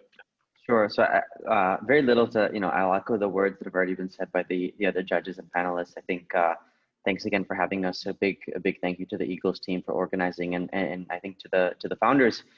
Maybe the only other thing I would add is, it's relatively easy for us as judges to come and sort of ask questions to your business. I think the more challenging piece, obviously, is the work that you guys are doing every single day in the trenches trying to change the world. And so that's something that should absolutely be celebrated, and you should pat yourself on the back for that. I think, another thing that's super exciting about the cohort that we saw is just the variety of startups, right? From sustainability to robotics to AI. It's super heartwarming to also see that folks aren't just latching onto what's hot and what's new, but actually real interesting problems that will change the world for not only ourselves, but for the broader consumer base. So again, thanks so much for having us, and look forward to seeing how you guys progress. Thank you. Thank you, Augie. Yeah, it was our absolute pleasure really hosting everyone here tonight, this afternoon. Really thank you for the judges for taking the time this afternoon for the PAK finals. And now let's jump into the results. So just to do a little recap, the additional perks apart from the prize would be, AWS promotional credits, and Awesome would be, offering up their Kickstarter package that includes, incorporation, unlimited corporate secretary packages, and the corporate bank account opening for the teams. And so let's jump right into the results. And for our third place, who we have for third place would be, I wish I had a drum roll, but Skilio. So Skilio would be, congratulations Skilio for getting the third place prize of 8K. And second place, we have Augmentus winning 12K with Augmentus. And last but not least, our grand prize winner is Tic Tag. So congrats to all our prize winners, and really thank you so much for being here with us tonight, this afternoon. Really just if we could actually ask for the judges to give us a few moments. We wanted to take a group photo together with the teams, with the prize winners and all that. And so thank you to all the audience for joining us today, and we hope to see you at PAK Challenge 2021. Thank you so much for joining, and I know we wish we could have done this in person, but safety first. And we hope that in 2021 we actually can have this in face to face, and hopefully there's more interaction, there's more engagement, and there's more connections being made for PAK Challenge. And with that, I would like to officially close off the challenge. And once again, thank you all for helping out and for your time this afternoon. So judges, please, could you just stay a moment? We wanted to take a group shot with everyone. Hold on, Tsuan, are you ready? Yep. So Tsuan, if you could.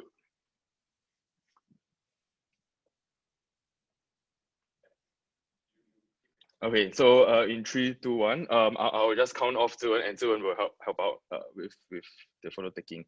So 3, 2, 1. Tsuan, is everything okay? Yeah, and so for our finalists and our prize winners, we'll be in contact for further details, and do let us know how we can actually help out. And this goes out to all our finalists.